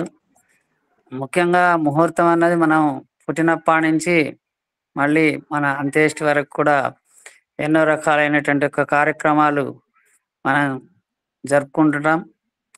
అటువంటి కార్యక్రమాలకు ముహూర్తాన్ని నిర్ణయించడానికి ముఖ్యంగా ఎందుకంటే పంచాంగ శుద్ధి, పంచకరహితము, గ్రహ సంపత్తి ఇవన్నీ చాలా అవసరం. పెద్దలందరూ కూడా ఏంటంటే ఈ ముహూర్తాల విషయంలో చాలా విషయాలు చెప్పారు. అయితే వీటిలో బ్రాహ్మీ ముహూర్తం అంటే సూర్య ఉదయానికి అంటే 96 నిమిషాలు ముందు అంటే 2 ముహూర్తాలు. అదేవిధంగా ఈ ముహూర్తాన్ని ముఖ్యంగా నిర్ణయించేటప్పుడు తారాబలం కూడా చూసుకోవాల్సి ఉంటుంది. ఉపనయనానికి అయితే తండ్రి అంటే వధువు ఆచార్యుడు వటువుకు, వివాహంలో అయితే వధూవరులకు ఈ రకంగా ఏంటంటే మనము తారాబలం చూసుకొని ముఖ్యంగా ఈ ముహూర్తాలు అనేది నిర్ణయించడం జరుగుతుంది. ఇంతకుముందుగా చెప్పినట్టు సూర్య ఉదయం నుంచి మళ్ళీ మరుసటి రోజు సూర్య ఉదయానికి వరకు ఏంటంటే 30 ముహూర్తాలు, అంటే పగలు 15 ముహూర్తాలు, రాత్రి 15 ముహూర్తాలు. వీటిల్లో ముఖ్యంగా ఏంటంటే 1వ ముహూర్తము, 2వ ముహూర్తం, 7, 11, 12, 15 ఈ శుభకార్యాలకు పనికిరావు ఈ ముహూర్తాలన్నీ కూడా. అయితే నేను అంత లోతుగా ఎక్కువ వెళ్ళలేదు దాని గురించి. ఇంతకుముందు ఒక్కొక్క ముహూర్తానికి అధిపతులు చెప్పారన్నారు. ఒక్కొక్క నక్షత్రం ఏంటంటే దానికి అధిపతులు ఉన్నారని చెప్పారు. అది నేను అంత కొద్దిగా ఎక్కువ అధ్యయనం చేయలేదు. అదేవిధంగా రాత్రి అందు 1వ ముహూర్తము, 2వ ముహూర్తము, 6వ ముహూర్తం, 7వ ముహూర్తం కూడా ఏంటంటే శుభకార్యాలకు పనికిరావు. ఈ గ్రహ సంపత్తి చూసినప్పుడు అని అంటే ఏ స్థానం ఖాళీ ఉండాలి, శుభగ్రహాలు ఏ స్థానాలలో ఉండాలి అని నిర్ణయించడానికి మనకు జ్యోతిష పుస్తకాలలో చాలా రకాలైనటువంటి ఒక శ్లోకాలు మనకు ఇవ్వడం అన్నది జరిగింది. ముహూర్తానికి ఏంటంటే వివాహానికి 7వ స్థానము, 8వ స్థానము, అట్లాగే ఉపనయనానికి 8వ స్థానము, ఈ రకంగా ఏంటంటే చేయాల్సి ఉంటుంది. కరణాలు ఏంటంటే తిథులలో ఏంటంటే తిథులు చూసుకోవాలి. ఏ తిథులు మంచివి అటువంటి తిథులను చూసుకొని కూడా పెట్టుకోవాలి. శుభమైనటువంటి యొక్క నక్షత్రాలు మృగశిర, హస్త, స్వాతి, మూల, అనురాధ ఇటువంటి మంచి నక్షత్రాలను చూసుకొని మనం 18 నక్షత్రాలు ఏంటంటే శుభమైనటువంటి యొక్క నక్షత్రాలు 25 నక్షత్రాలలో. కరణాలలో కూడా ఏంటంటే మనకు స్థిర కరణాలు, చరకరణాలు అని ఉన్నాయి. అయితే వీటిలో భవకర్ణము, బాలాకర్ణము, కౌలవకర్ణము, గరజకర్ణము, వనజకర్ణము ఇవన్నీ కూడా ఏంటంటే 5 మంచివి. అలాగే తైతుల, భద్ర మాత్రము ఏంటంటే ఈ కర్ణాలను వదిలిపెట్టవలసి ఉంటుంది. కర్ణం అంటే ఏంటంటే కర్ణాత్ కార్యసిద్ధించ, మనం కార్యసిద్ధి కోసం అది చేస్తాము. తిథిలో సగభాగమే ఏంటంటే ఈ యొక్క కర్ణాలు. అదేవిధంగా అంబాసకు ముందు వెనుక వచ్చేటువంటి యొక్క కర్ణాలను స్థిర కర్ణాలు అంటారు. ఈ స్థిర కర్ణాలు ఏంటంటే ఎప్పుడు కూడా ఏంటంటే శుభకార్యాలకు పనికిరావు. అయితే ముహూర్తాలు నిర్ణయించేటప్పుడు శుద్ధి ఏది ఉంది, ముహూర్తానికి అనేది ఏ గ్రహాలు ఏ స్థానంలో ఉండాలి, ఏవి ఉంటే బలవత్తరంగా ఉంటుంది, బలవత్తరమైనటువంటి యొక్క ముహూర్తం అవుతుందో వీటి నిర్ణయమే ఏంటంటే గ్రహ సంపత్తి అంటారు. అట్లాగే తిథిని చూసినట్టయితే తిథిరేక గుణం ప్రోక్తం, తిథికి 1 గుణము, నక్షత్రానికి 4 గుణాలు, వారానికి 8 గుణాలు, కరణానికి 16 గుణాలు, యోగానికి 32 గుణాలు, తారాబలానికి 60, చంద్రబలానికి ఏంటంటే 100 గుణాలు ఏంటంటే ఈ రకంగా వాటికి దాన్ని పట్టుకొని మనము ముహూర్తం నిర్ణయించవలసి ఉంటుంది. లగ్నంలో శుభగ్రహాలు ఉన్నట్టయితే గిట మంచి ఏంటంటే ఫలితాలు అనేవి జరుగుతాయి. కాబట్టి ఇంకా పంచకరహితం పోయినట్టయితే గిట ఈ పంచకరహితాలలో తిథి, వారము, నక్షత్రము, లగ్నం ఇవన్నీ కూడా మనము యాడ్ చేసి 9 చేత డివిజన్ చేసినట్టయితే ఈ విషయాలన్నీ కూడా అందరికి చెప్పడం జరిగింది. దీంట్లో కూడా మతాంతరహితం, మార్తాండరహితం అని చెప్పి గత తిథి తీసుకొని మరియు తాత్కాలికమైనటువంటి యొక్క లగ్నాన్ని తీసుకొని కూడా అదేవిధంగా 9 చేత భాగించి, ఇంతకుముందు ఎట్లాగైతే మనం తిథి, వారం, నక్షత్రం, లగ్నాలు తీసుకొని చేసామో 0, 3, 5, 7, 9 ఎట్లాగైతే శుభ పంచక రహితాలు అయినాయో దీంట్లో కూడా మార్తాండ రహితంలో కూడా అదేవిధంగా ఉంటాయి. అట్లాగే మాసాది రహితము, పక్షాది రహితము, ధ్రువక రహితము అనే అనేకమైనటువంటి పద్ధతులు ఉన్నాయి. ఈ పద్ధతుల్లో ఏంటంటే మనకు ఇక కొన్ని సౌలభ్యాన్ని కోసం కొంతమంది ఏంటంటే వీటిని వాడుకుంటున్నారు. అదేవిధంగా యోగాలకు వచ్చినట్టయితే గిట 26 యోగాలలో వ్యతిపాత యోగము, వైద్యుతి యోగం ఏదైతే ఉందో అవి 2 కూడా ఏంటంటే పూర్తిగా వదిలివేయాల్సి ఉంటుంది. కానీ ఇప్పటికీ ఏంటంటే యోగాలను ఎవరు కూడా గణనలోకి తీసుకోకుండా ముహూర్తాలు నిర్ణయిస్తున్నారు. ఎన్నో రకాలైనటువంటి యొక్క ఇబ్బందులన్నీ కలుగుతున్నాయి. అట్లాగే అతిగండము, శూలము, గండయోగము, వ్యాఘాతము, ఏదంటే పరిగా, విష్కంబ ఇవన్నీ యోగాలు కూడా ఏంటంటే మనం వర్జించవలసినటువంటి ఒక అవసరం ఉంటుంది. ఈ రకంగా పంచరహితాన్ని గురించి అందరు చాలామంది చెప్పడం జరిగింది. ఇంకా నేను ఎక్కువ చెప్పదలుచుకోలేదు. నాకు తెలిసిన విషయం ఏంటంటే మీతో షేర్ చేసుకున్నాను. ముఖ్యంగా 3.5 ముహూర్తాలు అని చెప్పి చైత్ర శుద్ధ పాడ్యమి, వైశాఖ శుద్ధ తదియ అంటే అక్షతృతీయ అంటారు, ఆషాఢ శుద్ధ దశమి, ఈ ముహూర్తాలు ఏంటంటే 3.5 ముహూర్తాలు అంటారు. మరి ఎందుకు వీటిని 3.5 ముహూర్తాలు అన్న విషయం నాకు ఇంతవరకు అయితే ఎక్కువ అవగాహన రాలేదు. పెద్దలు ఎవరైనా ఉంటే దాన్ని వివరించాల్సిందిగా మనవి. అయితే ఈ ముహూర్తాలు మాత్రం ఉపనయనానికి, వివాహానికి మాత్రం వాడకుండా ఉంటారు. అదేవిధంగా అభిజిత్ లగ్నం, సూర్య ఉదయం నుంచి 4వ లగ్నం ఏంటంటే అభిజిత్ లగ్నం. ఈ అభిజిత్ లగ్నం అన్నటువంటిది సర్వ దోషాలను నివారణ చేస్తుంది. ఈ అభిజిత్ లగ్నం మాత్రం ఉపనయనానికి పనికిరాదు. అదేవిధంగా అశేష దోషాహారం అని చెప్పి ఈ యొక్క అభిజిత్ లగ్నం ఉంది. అలాగే గోధువుల ముహూర్తం, సూర్య ఉదయం నుంచి 7వ లగ్నము గోధువుల ముహూర్తం అంటారంటే పశువులు ఇంటికి వచ్చేటువంటి యొక్క వేళ. ఇది సర్వ కార్యాలకు శుభప్రదమైనటువంటివి ఇదని. ఈ యొక్క ముహూర్తాలు ఎక్కువ వరకు పశ్చిమ దేశాలలో, కళింగ దేశాలలో ఎక్కువగా వాడుతుంటారు. అదేవిధంగా ముహూర్తాన్ని నిర్ణయించేటప్పుడు వాళ్ళ యొక్క ప్రాంతీయ ఆచారానుసారం సౌరమానస్తులు దక్షిణార్థులకు ఏంటంటే రాహుకాలాన్ని ఏంటంటే తర్వాత పాటించాల్సి ఉంటుంది. ఈ రాహుకాలం పాటించేందు మాత్రమే ఉంటుంది, రాత్రికాలం ఉండదు. అలాగే చాంద్రమానస్తులు ఏంటంటే వీళ్ళు పాటించాల్సినటువంటి ఒక అవసరం లేదు రాహుకాలాన్ని. చాంద్రమానులకు ఏంటంటే వర్జం చాలా ఇంపార్టెంట్. రాహుకాలంలో రాహుకాలం అన్నది ఏకవింశ దోషాలు లేదు కాబట్టి ఏంటంటే వర్జము ఏంటంటే చాంద్రమానంలో చెప్పబడినది. కాబట్టి వర్జాన్ని తప్పకుండా చూసుకొని పంచాంగ శుద్ధి, సంక్రాంతి దోషము, ఈ రకంగా 21 దోషాలు ఏంటంటే ఉంటాయి ముహూర్తానికి. ఆ ముహూర్తంలో ఏంటంటే మెజారిటీని మనం తీసుకొని ఏంటంటే మనం ఆ నిర్ణయించాల్సినటువంటి యొక్క అవసరం అన్నది ఉన్నది. అదేవిధంగా చరలగ్నాలన్నిటికీ కూడా 1వ నవాంశ వర్గోత్తమాంశ, మరియు స్థిర లగ్నానికి 5వ నవాంశ వర్గోత్తమాంశ అవుతుంది. నిస్సోహ లగ్నాలకు 9వ నవాంశ అన్నది వర్గోత్తమాంశ అవుతుంది. ఇంకా జ్యోతిష పుస్తకాలలో ఎన్నో రకాలైన శ్లోకాలు ఉన్నాయి. శుక్ర పంచ సహస్రాన్ని బుధ పంచస్థానిక లక్ష్యమేతం దోషానాం గురు కేంద్రో వ్యపోహతి అని చెప్పి చాలా రకాలైనటువంటి ఒక శ్లోకాలు అన్నది ఇవ్వడం జరిగింది. ఇంకా పంచగ్రహితం గురించి అయిపోయింది, ముహూర్తాలు అయిపోయింది. ఇంకా నాకు తెలిసినటువంటి యొక్క విషయాలు మీతో షేర్ చేసుకున్నాను. ఏదైనా తప్పులుంటే క్షమించండి. తప్పులేమీ లేవు. దత్తాత్రేయ శర్మ గారు చాలా బాగా చెప్పారు, మంచి మంచి విషయాలు చెప్పారు. చాలా చాలా ధన్యవాదాలు, చాలా బాగా చెప్పారు. ధన్యవాదాలు. రంగనాథ్ గారు మీరు ఏమైనా చెప్తారా? చేయెత్తారు.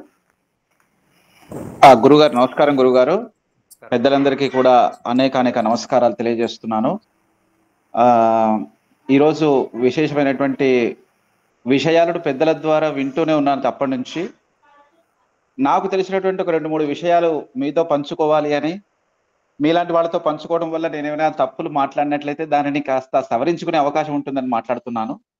ముందుగా మనమందరం కూడా మా సోమనాథ్ శాస్త్రి గారు ఖగోళం పాఠం చెప్పినప్పుడు ఖగోళంలో విహరించేటువంటి గ్రహాల యొక్క ప్రభావం మన పైన ఉండేటువంటి మంచి చెడులు, వాటి యొక్క ప్రభావమే మనకు కంఫర్ట్స్ ని ఇస్తుంది అని చెప్తూ ఉంటారు. కాబట్టి మనకు ఈ జీవితంలో కలిగేటువంటి సంఘటనలు ఎన్నెన్నో ఉంటాయి. ఆ సంఘటనలకు శుభ పరిణామం కలిగేటట్టుగా ఆ గ్రహాలన్నీ శుభ స్థితుల్లో ఉన్నాయా లేదా అని మనం అందరం కూడా ఒక ముహూర్తం నిర్ణయించుకుంటాం. ప్రతి సంఘటనకు వివాహం కావచ్చు, ఉపనయనం కావచ్చు, ఎలాంటి సుముహూర్తాన్నైనా మనం వాటన్నిటి గురించి నిర్ణయిస్తూ ఉంటాం. అవన్నీ నిర్ణయించే మనం ముందుగా మాసాలు చూస్తుంటాం. మాఘాది పంచకం అని శ్రేష్టం అని చెబుతూ ఉంటారు. అలాగే శ్రావణ మాసము, కార్తీక మాసము చెబుతూ ఉంటారు. అటు తరువాత ఉత్తరాయణం శ్రేష్టమని శుభకార్యాలకు విశేషంగా చెబుతూ ఉంటారు. అటు తర్వాత శుక్లపక్షంలో ఎక్కువగా మంచి శుభకార్యాలు చేసుకోవాలని, అటు తర్వాత కృష్ణపక్షంలో సప్తమి వరకు చాలా శుభప్రదమని, దాన్నే మనం తారాబలం చంద్రబలం అని అంటూ ఉంటాం. కాబట్టి సప్తమి వరకు బహుళ పక్షమందు సప్తమి వరకు తీసుకుంటూ ఉంటాం. అందులో తిథులలో కూడా నంద, భద్ర, జయ, రిక్త, పూర్ణ అనేటువంటి 5 విధములుగా విభజించుకున్నాం. నంద, భద్ర, జయ తిథులు శుభకర్ములని, పూర్ణ తిథులలో పంచమి, దశములు శ్రేయోదాయకములని, రిక్త తిథులు మరియు పూర్ణ తిథులలోని పౌర్ణమి, అమావాస్యలు శుభకార్యాలకు యోగ్యములు కావు అని, నందతిథులలోని శుద్ధపాడ్యమి, అలాగే భద్రాతిథులలోని ద్వాదశి, జయతిథులలోని అష్టమి శుభకార్యక్రమములకు యోగ్యము కావని పెద్దల ద్వారా తెలుసుకున్నాం. అటు తర్వాత నక్షత్రాలు చూస్తాం. మఖ, మృగశిరోహస్త, స్వాతి, మూలానురాధయోః, రేవతి, రోహిణీశ్చైవ ఉత్తరాణాం త్రయం శుభం, ఏతే వైవాహమాంగళ్యం వస్త్రకాంచన భూషణం అని ఈ శుభ నక్షత్రములను మనం నిర్ణయిస్తాం. తిథి, వారం అనగానే ముందుగా బుధ, గురు, శుక్రవారాలు మనం నిర్ణయించుకుంటాం. అటు తర్వాత మిగతావన్నీ కూడాను శనివారము లేదా శనివారం కానీ ఆదివారం కానీ మధ్యస్థంగా మనం తీసుకుంటూ ఉంటాం. అటు తర్వాత తిథి, వారము, నక్షత్రం తర్వాత యోగకరణాదులను ఎక్కువగా ఈ మధ్య కాలంలో ఎక్కువగా పట్టించుకోవట్లేదు. కానీ యోగంలను, శుభయోగములలో అలాగే శుభకరణములలో మనం శుభకార్యాలను సుముహూర్తం నిర్ణయించుకుంటే మంచిది. అటు తర్వాత మనం లగ్నం నిర్ణయించుకుంటాం. లగ్నాలలో కూడా ఎలాంటి లగ్నాలు తీసుకోవాలట అంటే అగుణోపి వృషశ్రేష్ఠ, సుగుణోపి ఘటాదమః, అగుణశ్చ గుణశ్చాపి అళి సర్వత్ర వర్జయేత్ అని చెబుతూ ఉంటారు. గుణములు లేకున్నప్పటికీ కూడా వృషభ లగ్నం శ్రేష్టమని, గుణములు ఉన్నప్పటికీ కుంభలగ్నం అధమమని, అలాగే గుణములు ఉన్నా లేకున్నా వృశ్చిక లగ్నం ఎల్లప్పుడూ పనికిరాదు అని చెబుతూ ఉంటారు. కాబట్టి శుభకార్యములందు ఈ లగ్నం అనేటువంటిది నిర్ణయించిన తరువాత ఆ శుభకార్యములను నిర్ణయించేటువంటి సుముహూర్తానికి లగ్న శుద్ధి ఉందా లేదా, అలాంటప్పుడు మనము ప్రవేశే ద్వాదశ శుద్ధి, యుద్ధే చైకాదశస్తదా, ప్రాచమే దశనే శుద్ధి అనేటువంటి శ్లోకయుక్తంగా మనము ఉపనయనానికైతే అష్టమ శుద్ధి అని ఇందాక పెద్దలు చెప్పినట్లుగా, ఉపనయనానికైతేనేమో అష్టమ శుద్ధి, విశేషంగా ఉపనయనానికి ఏకాదశార్కము, ఏకాదశంలో 11వ స్థానంలో రవి ఉన్నట్లయితే చాలా విశేషం అని చెబుతూ ఉంటారు. అలాగే ముహూర్తాన్ని నిర్ణయించేటప్పుడు మామూలుగా సాఫ్ట్వేర్ ఉద్యోగస్తులు ఒక సాఫ్ట్వేర్ ప్రోగ్రామ్ రాసిన తర్వాత వాళ్ళకు టెస్టింగ్ టూల్ ఎలాగైతే ఉంటుందో మనకు టెస్టింగ్ టూల్ లాంటిదే అనుకుంటూ ఉన్నాను. ఇది పంచక రహితం అనేటువంటిది. నిర్ణయించినటువంటి ముహూర్తం సరి అయిందా కాదా అని తెలుసుకోవటానికి పంచక రహితం అని చేస్తూ ఉంటాం. తిథివారంచ నక్షత్రం తత్కాదోదయ మిశ్రితం, నవసంఖ్య హరేర్భాగం శేషం పంచకమీరితం. అలాగే ఏకో మృత్యు ద్వయోర్వహ్ని చత్వారో రాజపంచకం, షట్చోరాష్టరోగస్య ఇత్యతే పంచక స్మృతం అని 3, 5, 7, 9 9 చేత భాగించగా వచ్చినటువంటి శేషములలో 3, 5, 7, 9 శేషములు వచ్చినట్లయితే శుభకములని మనం అందరం ఆచరిస్తున్నాం. ఇందాక గురుగారు చెప్పినట్టుగానే ధ్రువకరీత్యా కొన్ని ధ్రువకాలు ఇచ్చారు. ఒకవేళ వివాహంలో సుముహూర్తాలలో పంచకరహితం కానట్లయితే ధ్రువకరీత్యా కూడా కొంతమంది ఆచరిస్తున్నారు. ధ్రువకాలు ఇచ్చారు. దానికి చతుర్బాణ ఋతుః పంచ, వేదత్రీణి ద్విచంద్రమాహ, ఆకాశేందు ద్వయోవహ్ని మేషాధ్యా ధ్రువకం స్మృతం అని ఒక్కొక్క రాశికి ఒక్కొక్క లగ్నానికి ఒక్కొక్క ధ్రువకాలు ఇచ్చారు. మేషానికి 4, వృషభానికి 5, అలాగే మీనానికి వచ్చేసరికి 3గా ధ్రువకాలు ఇచ్చారు. ఆ ధ్రువకం కలిపినట్లయితే ఒకవేళ రహితమైనట్లయితే ఆ ముహూర్తం పనికొస్తుందని. మరొక రకంగా చూసినట్లయితే మార్తాండ రీత్యా గతతిథిని కలుపుకున్నట్లయితే మార్తాండ రీత్యా రహితము అని చెప్పేసి ముహూర్తాన్ని నిర్ణయించేటప్పుడు మామూలుగా కుజాష్టదోషం, భృగు షట్క దోషం, వధూవరౌచాష్టమ లగ్న దోషం, గండాంత దోషం, వ్యతిపాత దోషం, నిహంతి సర్వాన్ నిగత మిఘేరేవో అని కుజుడు 8, అలాగా శుక్రుడు 6వ స్థానంలో, వధూరులకు 8వ స్థానంలో పాపగ్రహ దోషము, గండాంత దోషములు, వ్యతిపాత దోషము అశుభములని. సూర్యుడు లగ్నమునకు 3 లేదా 6వ స్థానంలో ఉన్నట్లయితే శుభం అని చెబుతూ ఉంటారు. అటు తర్వాత శుభకార్యములను మనమందరం కూడా నిర్ణయించేటప్పుడు మనము గోధూళి ముహూర్తము, అభిజిత్ ముహూర్తాన్ని కూడా నిర్ణయిస్తూ ఉంటాం. ఈ వివాహ ముహూర్తం నిర్ణయించేటప్పుడు అధిక మాసాలు లేకుండా, అలాగే మౌఢ్యం లేకుండా, రాహుకాలము కొన్ని ప్రాంతాల్లో, కొన్ని ప్రాంతాల్లో మన తెలంగాణ ప్రాంతంలో చూసుకున్నట్లయితే, తెలుగు ప్రాంతాల్లో వచ్చినట్లయితే వర్జ్యము లేకుండా ఈ సుముహూర్తానికి అవన్నీ లేకుండా చూసుకుంటూ ఉంటాం. మరికొన్ని ప్రాంతాల్లో అయితే ముఖ్యంగా పుష్కరాలు వచ్చినప్పుడు ఆ పుష్కర ప్రాంతాల్లో శుభకార్యాలు ఉండవు అని అంటూ ఉంటారు. నాకు అనిపించింది ఏమిటంటే శుభకార్యాలు పుష్కర సమయంలో ఎందుకు చేయరు అంటే, పుష్కర స్నానం అనగానే కొంత వందలాది మంది, వేలాది మంది వచ్చి అక్కడ పుష్కర స్నానాలు ఆచరించడం వలన వెనకటి రోజుల్లో ఈ RO సిస్టమ్స్ లాంటివి ఇలాంటివి లేవు కనుక ఆ నది తటాకాల్లో అందరూ స్నానాలు చేయటం వలన అక్కడ నీరంతా కూడా మలినమవుతూ ఉంటుంది. కాబట్టి ఆ అందరూ వచ్చి అదే నీరు త్రాగడం వల్ల అనారోగ్యాలు వచ్చే ప్రమాదం ఉంటుంది. కాబట్టి ఆ సమయాల్లో పుష్కరాల సమయంలో పుష్కరం వచ్చేటువంటి ప్రాంతాల్లో కేవలం నదీ పరివాహక ప్రాంతం అటు ఒక 10 కిలోమీటర్లు ఇటు 10 కిలోమీటర్ల వరకు మాత్రమే ఆ నిర్ణయం పెట్టారేమనుకుంటున్నాను. కాబట్టి పెద్దలు నిర్ణయించిన విధంగా అందుకు మాత్రమే అక్కడ పుష్కరాలు ఉన్నటువంటి నదీ తీర ప్రాంతాల్లో మాత్రమే ఈ శుభకార్యాలు చేయట్లేదు. సైంటిఫిక్ గా కూడా అదే ప్రూవ్ అయిపోయినటువంటిది. కాబట్టి సుముహూర్తం నిర్ణయించడానికి ఇవన్నీ సుగుణాలన్నిటిని చూసుకొని సుముహూర్తం నిర్ణయించుకున్నట్లయితే శుభప్రదం ఫలప్రదం అవుతుంది మన జీవితం అని పెద్దల ద్వారా తెలుసుకున్నటువంటి 2 మాటలు మీ ముందు మాట్లాడే ప్రయత్నం చేశాను. తప్పులు ఉంటే క్షమించి మన్నించవలసిందిగా విజ్ఞాపన. రంగనాథ్ గారు స్వయంగా సిద్ధాంతి గారు, తర్వాత వారు శాస్త్రవేత్త కూడా. వారు చెప్పిన దాంట్లో తప్పులంటూ ఎక్కడ ఉండవు, కానీ చాలా అద్భుతంగా మనకి కావాల్సిన తీరుగా ఈ కాలానికి తగ్గట్టుగా చెప్పారు. చాలా చాలా ధన్యవాదాలండి. ఇంకా మిత్రులు ఎవరైనా? సార్ నేను 2 విషయాలు మాట్లాడొచ్చా సార్? తప్పకుండా. మిగతా వాళ్ళు కాస్త మ్యూట్ చేసుకోండి. మిగతా మిత్రులంతా కాస్త మ్యూట్ చేసుకోండి. శ్రీ గురుభ్యో నమః. జ్యోతిర్వాణి సమూహానికి నమస్కారాలు. పెద్దవాళ్ళు చెప్పినంత సమాచారం వింటున్నాను. మనకి సోమనాథ్ శాస్త్రి గారు ఇచ్చిన PDF ఫైల్ చాలా చాలా అద్భుతంగా ఉంది. అన్ని విషయాల్ని ఒక్క చోట సంకలనం చేసి చాలా అద్భుతంగా ఇచ్చారు.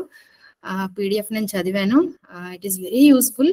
ఇప్పుడు మనకి ఎవరెవరైతే అందరూ మాట్లాడారో వాళ్ళు చెప్పిన అన్ని విషయాల్ని అందులో మనకి వ్యాస రూపంలో మనకి పొందుపరిచేలాగా ఇచ్చారు. మళ్ళీ మళ్ళీ చదువుకునే అవకాశం ఉండేలాగా చక్కగా ఉంది అది. అయితే నేనేం విషయాలు చెప్పాలనుకుంటున్నా అంటే, ఇది సబ్జెక్ట్ కి సంబంధించింది అయితే కాకపోవచ్చు, ఎందుకంటే డీటెయిల్డ్ గా సబ్జెక్ట్ మన వాళ్ళందరూ చెప్పారు. అయితే మనం ముహూర్తం అనేది మనకి ఉన్న పరిధిలో ఉన్న మంచి సమయాన్ని మన లైఫ్ లో ఆస్పిషియస్ విషయాల మీద చక్కగా నిర్వహించుకోవాలి అని మనం ముహూర్తాన్ని నిర్ణయించుకుంటాం. అయితే ముహూర్తాలు నిర్ణయించుకున్నప్పుడు ఒక్కొక్కసారి ముహూర్త శుభ సమయం వాటి ఫలితం 6 నెలల వరకు ఉంటుంది అని పూర్వం పెద్దవాళ్ళు అంటూ ఉండేవారు. ఒక మంచి ముహూర్తం ఏదైనా వివాహం కానీ ఏదైనా ఒక మంచి ముహూర్తంలో జరిగితే ఒక 6 నెలల్లో ఇంకొక ఏదైనా మంచి విషయం జరిగే అవకాశం ఉంటుంది అని పూర్వం పెద్దవాళ్ళు అంటూ ఉండేవారు.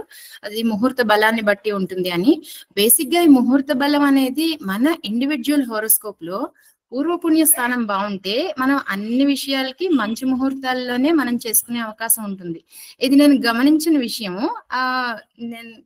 అండ్ ఒక్కొక్కసారి కొన్ని ముహూర్తాలు చాలా మంది మనం చూస్తూ ఉంటాం. పెళ్లికి ముహూర్తం పెట్టుకున్నారండి, కానీ పెళ్లి తప్పిపోయింది, పెళ్లి ఆగిపోయింది అని. ఆగిపోతే అదేదో ఉపద్రవం వచ్చేస్తుందనో మరోటి అయిపోతుందనో భయపడకుండా, అంతకి మనకి అంత పుణ్యబలం లేదు, అది ఎందుకో ఆగింది, ఆ తర్వాత మళ్ళీ ఇంకా మంచిగా జరగచ్చేమో అనే ఒక పాజిటివ్ యాటిట్యూడ్ తో ఉండాలి తప్ప, కొంత ద్రవ్య నష్టం గట్రా జరిగే పరిస్థితులు ఉన్నాయి కాదనలేదు. కానీ ఒకవేళ ఏదైనా ముహూర్తం ఆగిపోతే దాన్ని చాలా అశుభం, ఇంకేదో ప్రాణం పోయినంత సమానమైన ఇబ్బందిగా మాత్రం తప్పకుండా పరిగణించకూడదు. దానికి మనం పుణ్యబలం పెంచుకునే విధంగా కొంత శాంతి ప్రక్రియలు, గ్రహ విధానంలో శాంతి ప్రక్రియలు, అన్నదానం ఇలాంటివి చేస్తూ మనం మళ్ళీ ఉత్సాహంగా నెక్స్ట్ ప్రయత్నంలో ఇది మంచిగా సక్సెస్ఫుల్ గా చేసుకుంటాము. ఇది ఎందుకో ఒకందుకు మంచిగా జరిగింది, భగవద్ అనుగ్రహంతో బాగుంది అనే పాజిటివ్ యాటిట్యూడ్ తో ముందుకెళ్ళాలి ఎప్పుడైనా ముహూర్తాలు ఆగిపోతే. మానవ మాత్రులు మనం పెట్టుకున్న ముహూర్తాలు ఆగిపోవడంలో వింతేం లేదు. రాముడి పట్టాభిషేకమే ఆగింది. అంత మన ఇతిహాసాలు మనకి ఎప్పుడు ధైర్యాన్ని నింపడానికి, మనకి ప్రోగ్రెసివ్ గా ముందుకు నడిపించడానికే ఉన్నాయి. కాబట్టి మనం ఏ విషయంలోని అసలు ఎప్పుడు భయం అనేది ముందు పెట్టుకోకూడదు. ముహూర్తం ఆగిపోతే ఆగిపోయింది, ఇంకో రోజు జరుగుతుంది, ఇలాంటి పాజిటివ్ యాటిట్యూడ్ తో అయితే ముందుకెళ్ళాలి. ఎప్పుడైనా ముహూర్తాలని డిసైడ్ చేసుకున్నప్పుడు మనకి ముహూర్తం ఆగిపోతే ఆ గురువుని, ముహూర్తం పెట్టిన వాళ్ళని నిందించడం, లేకపోతే పెళ్లి విడాకులు అయిపోతే మళ్ళీ ఆ పెళ్లి చేయించిన ఆయన నిందించడం, ఇలాంటి పొరపాట్లు అయితే ఖచ్చితంగా చేయకూడదు. ఎందుకంటే వాళ్ళు నిమిత్త మాత్రులు, వాళ్ళు పెట్టారు. కానీ మీకు పూర్వపుణ్య బలం లేకపోతే ఇబ్బందులు ఎదుర్కొంటారు తప్ప వాళ్ళు ముహూర్తం పెట్టడంలో ఇబ్బంది ఏం కాదు. మీకు అలా జరగాల్సి ఉంది. అయితే డెస్టినీ అనేది ఉన్నా సరే మనం ముహూర్తం ఎందుకు పెట్టుకుంటాం? మన ఉపద్రష్ట వారు చెప్పారు, మనం ఆశాజీవి మనిషి, తప్పకుండా ముహూర్తం చూసుకునే ముందుకు వెళ్ళాలి. అందుకని పెట్టుకుంటాం తప్ప ఇది బేసిక్ గా మన ఇండివిజువల్ హోరోస్కోప్ లో మన పూర్వపుణ్యాన్ని పెంచుకునే విధానంలో మనం ముందుకెళ్తూ ఉంటే మనకి ఏ ముహూర్తాలు పెట్టుకున్నా భగవద్ అనుగ్రహంతో ముందుకెళ్ళిపోవచ్చు అని నా ఉద్దేశం. ఇందులో ఏమైనా పొరపాట్లు ఉంటే మన్నించగలరు. థ్యాంక్ యూ సో మచ్ నాకు ఈ అవకాశం ఇచ్చిన సోమనాథ్ గారికి. Thank you so much. పొరపాటు అనేది ఎప్పుడు ఉండదు. జ్యోతిర్వాణి ఎవరు మాట్లాడినా జ్యోతిర్వాణి జ్యోతియే చూసుకుంటుంది, వాణి చూసుకుంటుంది. మీ వాణి ధార చాలా బాగుంది. ప్రాక్టికల్ గా చాలా చాలా పాయింట్స్ చెప్పారు. అందరూ ఆలోచించి పాటించదగిన ఈ విషయాలే ఇవన్నీ కూడా.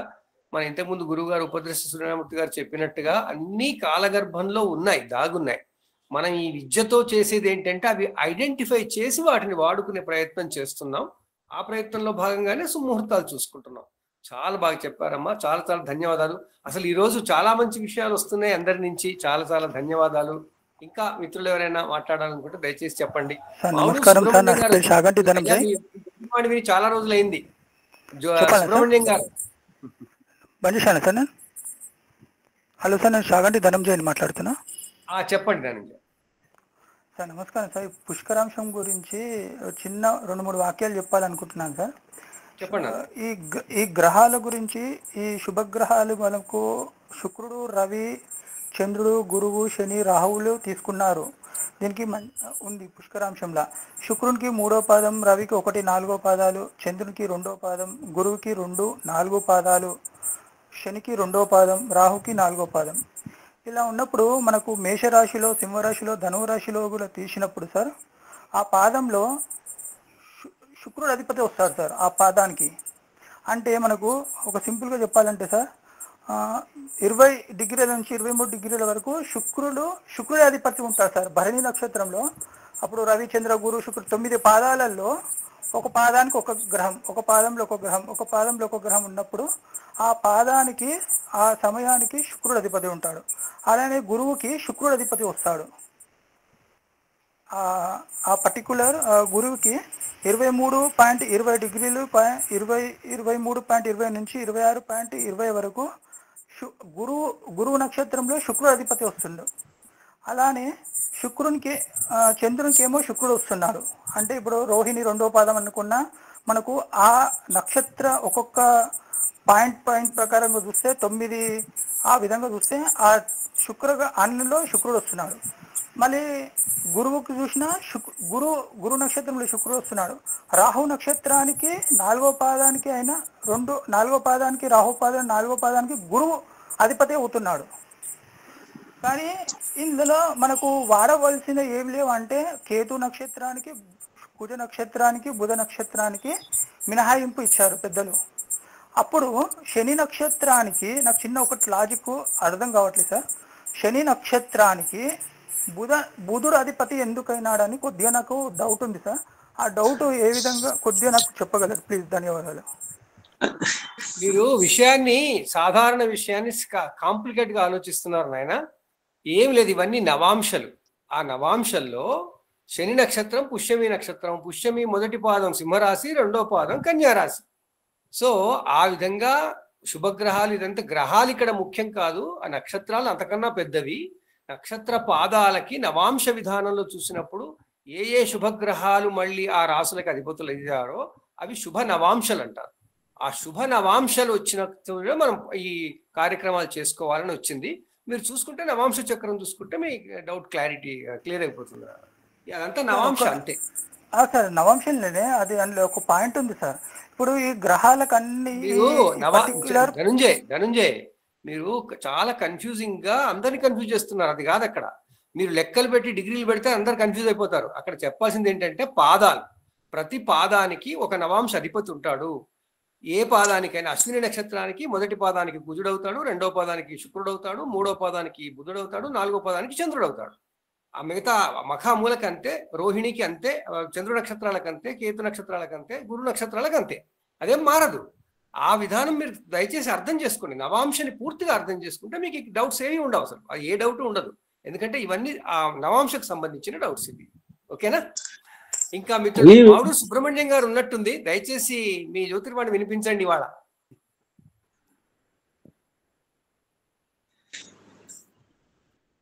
ఉన్నారా? ఎవరో చేతులు ఎత్తినట్టుంది ఇంకా ఫ్రెండ్స్, దయచేసి చెప్పండి. నమస్తే చేయెత్తిన వాళ్ళు చెప్పమ్మా. అంటే నాకు డౌట్, ఇప్పుడు చెప్పండి. తారాబలం చంద్రబలం అంటారు కదా, ఇప్పుడు మంచి రోజు చూసుకోవాలి అంటే సో దాంట్లో ఏది ప్రయారిటీ ఇవ్వాలి? అంటే మనము తిథికి ప్రయారిటీ ఇవ్వాలా, నక్షత్రంకి ప్రయారిటీ ఇవ్వాలా? అంటే రెండు హలో వస్తే ఏం చేయాలి? అమ్మా, తారాబలం చంద్రబలం రెండు వేరు వేరు బలాలు. తారాబలమేమో చంద్రుడు ఉన్న నక్షత్రాన్ని బట్టి నిర్ణయం అవుతుంది. చంద్రబలమేమో చంద్రుడు ఉన్న రాశిని బట్టి నిర్ణయం అవుతుంది. చంద్రుడు ఉన్న రాశిని చూస్తున్నప్పుడు మన రాశి చూసుకోవాలి, చంద్రుడు ఉన్న నక్షత్రం చూస్తున్నప్పుడు మన నక్షత్రం చూసుకోవాలి. నక్షత్రాల బేసిస్ మీద చూసేది తారాబలం, అది ఒక రోజుతో మళ్ళీ మారిపోతుంది. చంద్రబలం చూసుకున్నప్పుడు ఒక 2-3 రోజుల్లో మారిపోతుంది, ఆ డ్యూరేషన్ ఉంటుంది. తారాబలము చంద్రబలము ఇలాంటి బలాలన్నీ బాగా ఉన్నాయి అని అనుకున్నప్పుడు మనం ముహూర్తం పెట్టుకుంటాం. ఆ రెండు చూసినప్పుడు ముహూర్తాలు పెడతారు. ఆ రెండు బాగలేకపోతే ఏం లేదంటే వాళ్ళు సాధారణంగా చేసే కార్యక్రమాన్ని బట్టి మార్చేస్తారు. డైలీ చేసుకునేవైతే తారాబలానికి ప్రాముఖ్యత ఇస్తారు, కాస్త లాంగ్ టర్మ్ చేసుకునేవైతే చంద్రబలానికి కూడా ప్రాముఖ్యత ఇస్తారు. అక్కడ ఏం కన్ఫ్యూషన్ ఏమీ లేదు. అంటే ఇప్పుడు తిథి మనకి బాగుంటుంది కానీ ఆ రోజు తిథితో సంబంధం లేదమ్మా. తిథికి తారాబలం ఏం లేదు, నక్షత్రానికే తారాబలం. తిథికి తారాబలం ఉండదు. తిథి మంచి తిథి, మంచిది కాని తిథి, ఈ రెండే ఉంటాయి. సో మంచి తిథి నాడు మనకి తారాబలం ఉండేది చూసుకోలేదు. అంత కాంబినేషన్, పర్ముటేషన్స్ అండ్ కాంబినేషన్స్. మనకి మంచిగా ఎప్పుడు ఉంటుందంటే అన్ని రకాలుగా చూసుకోవాలి. తిథి బాగుండాలి, పక్షం బాగుండాలి, మాసం బాగుండాలి, అన్ని బాగుండాలి. దాంతో పాటు మనకి తారాబలం బాగుండాలి, మనకి చంద్రబలం బాగుండాలి. ఆ రెండు చూసుకున్నప్పుడు చంద్రుడు ఎలాగో నెక్స్ట్ డే మళ్ళీ ఇంకో నక్షత్రాలు పోయినప్పుడు తారాబలం మారిపోతుంది. ఆయన 2-3 రోజుల్లో రాశి మారుతున్నాడుగా.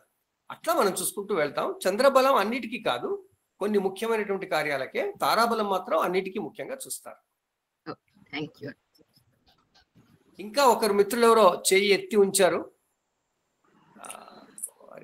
ఓం శ్రీ మహాగణపతి ఓం శ్రీ సాయినాథ జ్యోతిర్వాణి నిర్వహిస్తున్న సోమనాథ్ శాస్త్రి గారికి, అదేవిధంగా కమలాకర శాస్త్రి గారికి, పెద్దలకు అందరికీ నమస్కారాలండి. ముందుగా ఈరోజు పంచగ్రహిత ముహూర్తం గురించి చాలామంది చాలా రకాలుగా మంచి విజ్ఞానం అందించడం జరిగింది. అదేవిధంగా నాకు తెలిసిన వరకు చాలామందికి ముహూర్తం అంటే నేర్చుకునే విద్యార్థులకి, మాలాంటి వారికి చాలామందికి ముహూర్తం అంటే 8 నిమిషాలు, కానీ ముహూర్తం అనేది 24 నిమిషాలకు ఒక గడియ అని చెప్పడం జరుగుతుందండి. ముహూర్తం అంటే 2 గడియలు అంటే 48 నిమిషాలు. ఈ 48 నిమిషాల్లోనే మనం ఒక ముహూర్తం నిర్ణయించినప్పుడు దేనికైనా, వివాహానికైనా దేనికైనా ఈ 48 నిమిషాల్లోనే మనం ఆ కార్యక్రమాన్ని పూర్తి చేయాలి. అయితే చాలామంది ఇందాక వేరే వాళ్ళు చెప్పడం జరిగింది, ముహూర్తం వారి కర్మను బట్టి అది జరుగుతుందని. కాదండి. ఎందుకంటే వివాహం, ఇప్పుడు ఉన్నటువంటి వివాహంలో ప్రధానంగా ఫోటోలకి వాటికి ఇవ్వటం జరుగుతుంది, కానీ ముహూర్తానికి ఆ బలానికి ఇవ్వట్లేదు. ఆ ముహూర్త సమయానికి ఇన్ టైంలో జరిగితే చిన్న చిన్న సమస్యలు వచ్చినా సరే అది ముందుకు వెళ్ళటానికి, తర్వాత 3 పువ్వులు 6 కాయలుగా వివాహం కానీ ఏదైనా సరే ఏ కార్యక్రమాన్ని సరే, ఏ కార్యక్రమానికి ముహూర్తం పెట్టినట్టయితే అది 100కి 100% 100% సక్సెస్ఫుల్ అవుతుంది. ఎందుకంటే పెద్దలు జ్యోతిర్వాణి, జ్యోతిష్యం అంటే చీకట్లో ఉన్నటువంటి జ్యోతి వెలుగు నింపటం. అయితే ఇక్కడ చాలామంది జ్యోతిష్యాన్ని కానీ ముహూర్తాన్ని ఖచ్చితంగా నమ్మకం ఉంచట్లేదు. ఏదో వెళ్తున్నాము, వస్తున్నామంటే వస్తాం, కానీ తప్పనిసరిగా 100కి 100% మనం ఈ ముహూర్తాన్ని మనం నిర్ణయించి అది 100% అవుతుంది. అదేవిధంగా ఇందాక పెద్దలు చెప్పడం జరిగింది, నంద, భద్ర, జయ, రిక్త, పూర్ణ అని. అయితే వీటిల్లో ఏమేమి కార్యక్రమాలు చేసుకోవాలి అంటే ఈ నందతిథులలో మనం వివాహాలు, ప్రయాణాలు, నూతన వస్త్ర అలంకరణలు, యజ్ఞాలు, క్రతువులు, వైద్యం కానీ మన ఫ్రెండ్స్ని, పెద్దవారిని దర్శించడానికి ఉపయోగపడుతుంది. అదేవిధంగా ఈ భద్రతిథులలో గృహారంభం, ఉపనయనం, విద్యాభ్యాసం, ప్రయాణం, రాజకీయ నాయకులను కలవడానికి, అదేవిధంగా ఈ పౌష్టిక కర్మలు చేసుకోవడానికి ఈ భద్రతిథులు ఉపయోగపడుతున్నాయి. అదేవిధంగా ఈ జయతిథులలో శుభకర్మలు, అలంకరణలు, లేదా ఒకరి మీద ఏదైనా కోర్టులో కేసు వేసుకోవడానికి కానీ, గృహ ప్రవేశానికి కానీ, వివాహానికి కానీ, దేవత ప్రతిష్టలు, ఇవి చేసుకోవడానికి ఈ జయతిథులు చేసినట్లయితే 100% వస్తుంది. అదేవిధంగా ఈ రిక్త తిథులలో అంటే ఇవి అగ్ని సంబంధించిన కర్మలు చేసుకోవాలి. దీంట్లో మాత్రం మిత్రభేదం, విరోధం, బంధనం ఇలాంటివి ఈ రిక్త తిథులలో చేసుకోవాలి.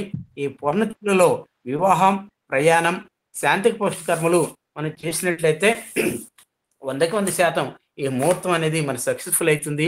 అదేవిధంగా సూర్య నక్షత్రం నుండి 7, 8, 14, 15, 18, 19, 5, 10, 21, 23, 24, 25 ఈ నక్షత్రాలలో శుభ కార్యక్రమాలు చేయరాదని చెప్పడం జరుగుతుంది.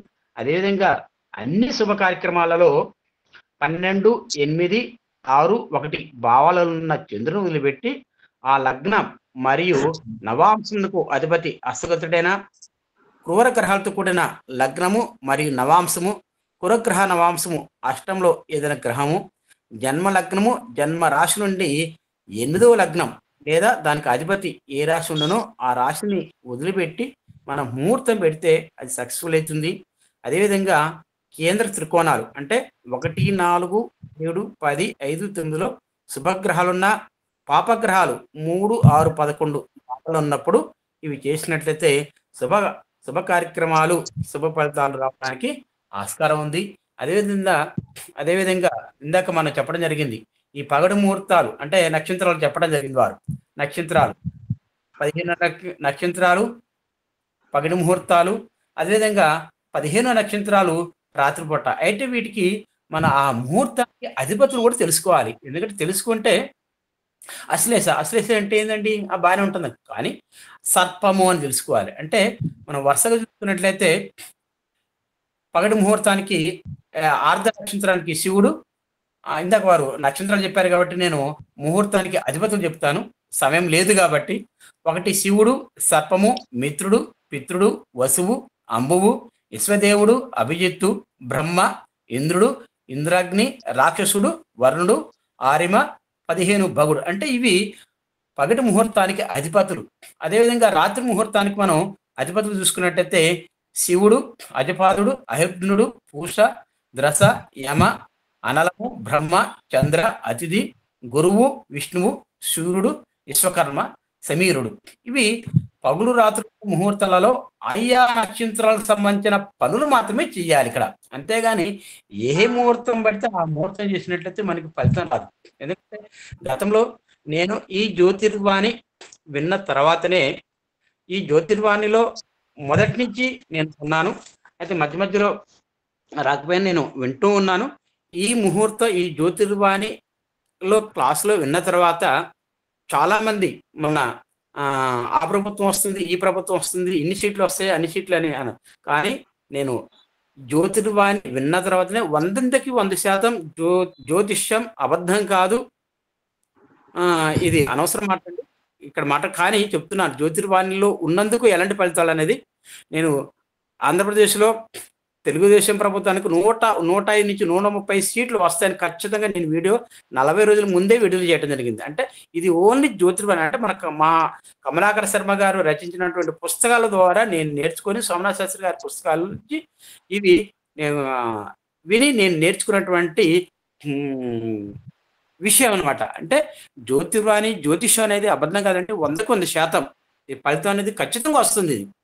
అయితే మనం నేర్చుకోవటంలో మనం చేసినటువంటి మనం ఏమి చేస్తానో కొన్ని జ్యోతిష్యం నేర్చుకున్న వారు కొన్ని నియమాలు పాటించాలి. ఆ నియమాలు పాటిస్తే అవి 100% 100% మనం కూడా జ్యోతిష్యం జ్యోతిగా వెలగడానికి ఆస్కారం ఉంది. ఈ అవకాశం ఇచ్చినటువంటి పెద్దవారికి అందరికీ ధన్యవాదాలండి. శుభరాత్రి. చాలా చాలా ధన్యవాదాలండి. మీ పేరు మాత్రం వారాల ఛానల్ వస్తుంది, మీ పేరు చెప్పండి. అంటే నా పేరు శ్రీధర్ అండి, గుంటూరు అండి. నేను టీచర్గా వర్క్ చేస్తున్నాను. కూడా శ్రీధర్ పేరు చెప్పారు, నేను మర్చిపోయాను. థ్యాంక్ యూ అండి, చాలా చాలా ధన్యవాదాలు శ్రీధర్ గారు. ముఖ్యంగా మన జ్యోతిర్వాణి ఉద్దేశం ఏంటి అంటే శాస్త్రీయంగా, వైజ్ఞానికంగా జ్యోతిష్ శాస్త్రాన్ని నేర్చుకోవడం, తర్వాత దాన్ని పాటించడం. దాన్ని పాటించడం కూడా దాని ద్వారానే రావాలి. చాలా మంచి మాటలు చెప్పారు, చాలా చాలా ధన్యవాదాలు. ఎన్నో ముహూర్తానికి సంబంధించిన సూక్ష్మ విషయాలని చెప్పారు. కాకపోతే అందరికీ ఈరోజు అందుబాటులో ఉండని విజ్ఞానం కొంత ఉంది దాంట్లో. కానీ మనం కొంచెం కొంచెంగా అందరికీ అందిద్దాం తప్పకుండా. చాలా చాలా ధన్యవాదాలు సార్. ఒక మాట ఆయన సార్ అయ్యేం లేదు, అదే ఎలాగ మాట వచ్చింది కాబట్టి కర్మను బట్టే ముహూర్తం వస్తుంది అన్నాం కదా. ఎందుకు అన్నామంటే అందరూ ఒకే రకంగా పెట్టట్లేదుగా ముహూర్తం.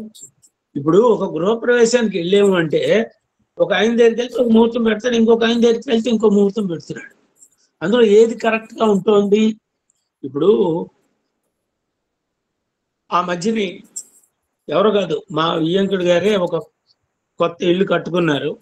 దానికి గృహప్రవేశానికి ముహూర్తం పెట్టమంటే అద్భుతంగా స్వాతి నక్షత్రంలో పెట్టారు. స్వాతి నక్షత్రం గృహప్రవేశానికి పనికిరాదు. నూతన గృహప్రవేశం 3 సంవత్సరాల పైన పరహస్తంగతం అయిపోతుంది అన్నాడు. హస్త స్వాతి ఈ నక్షత్రాలకి సరిగ్గా చెప్పారు గంగాలో క్లియర్ గా.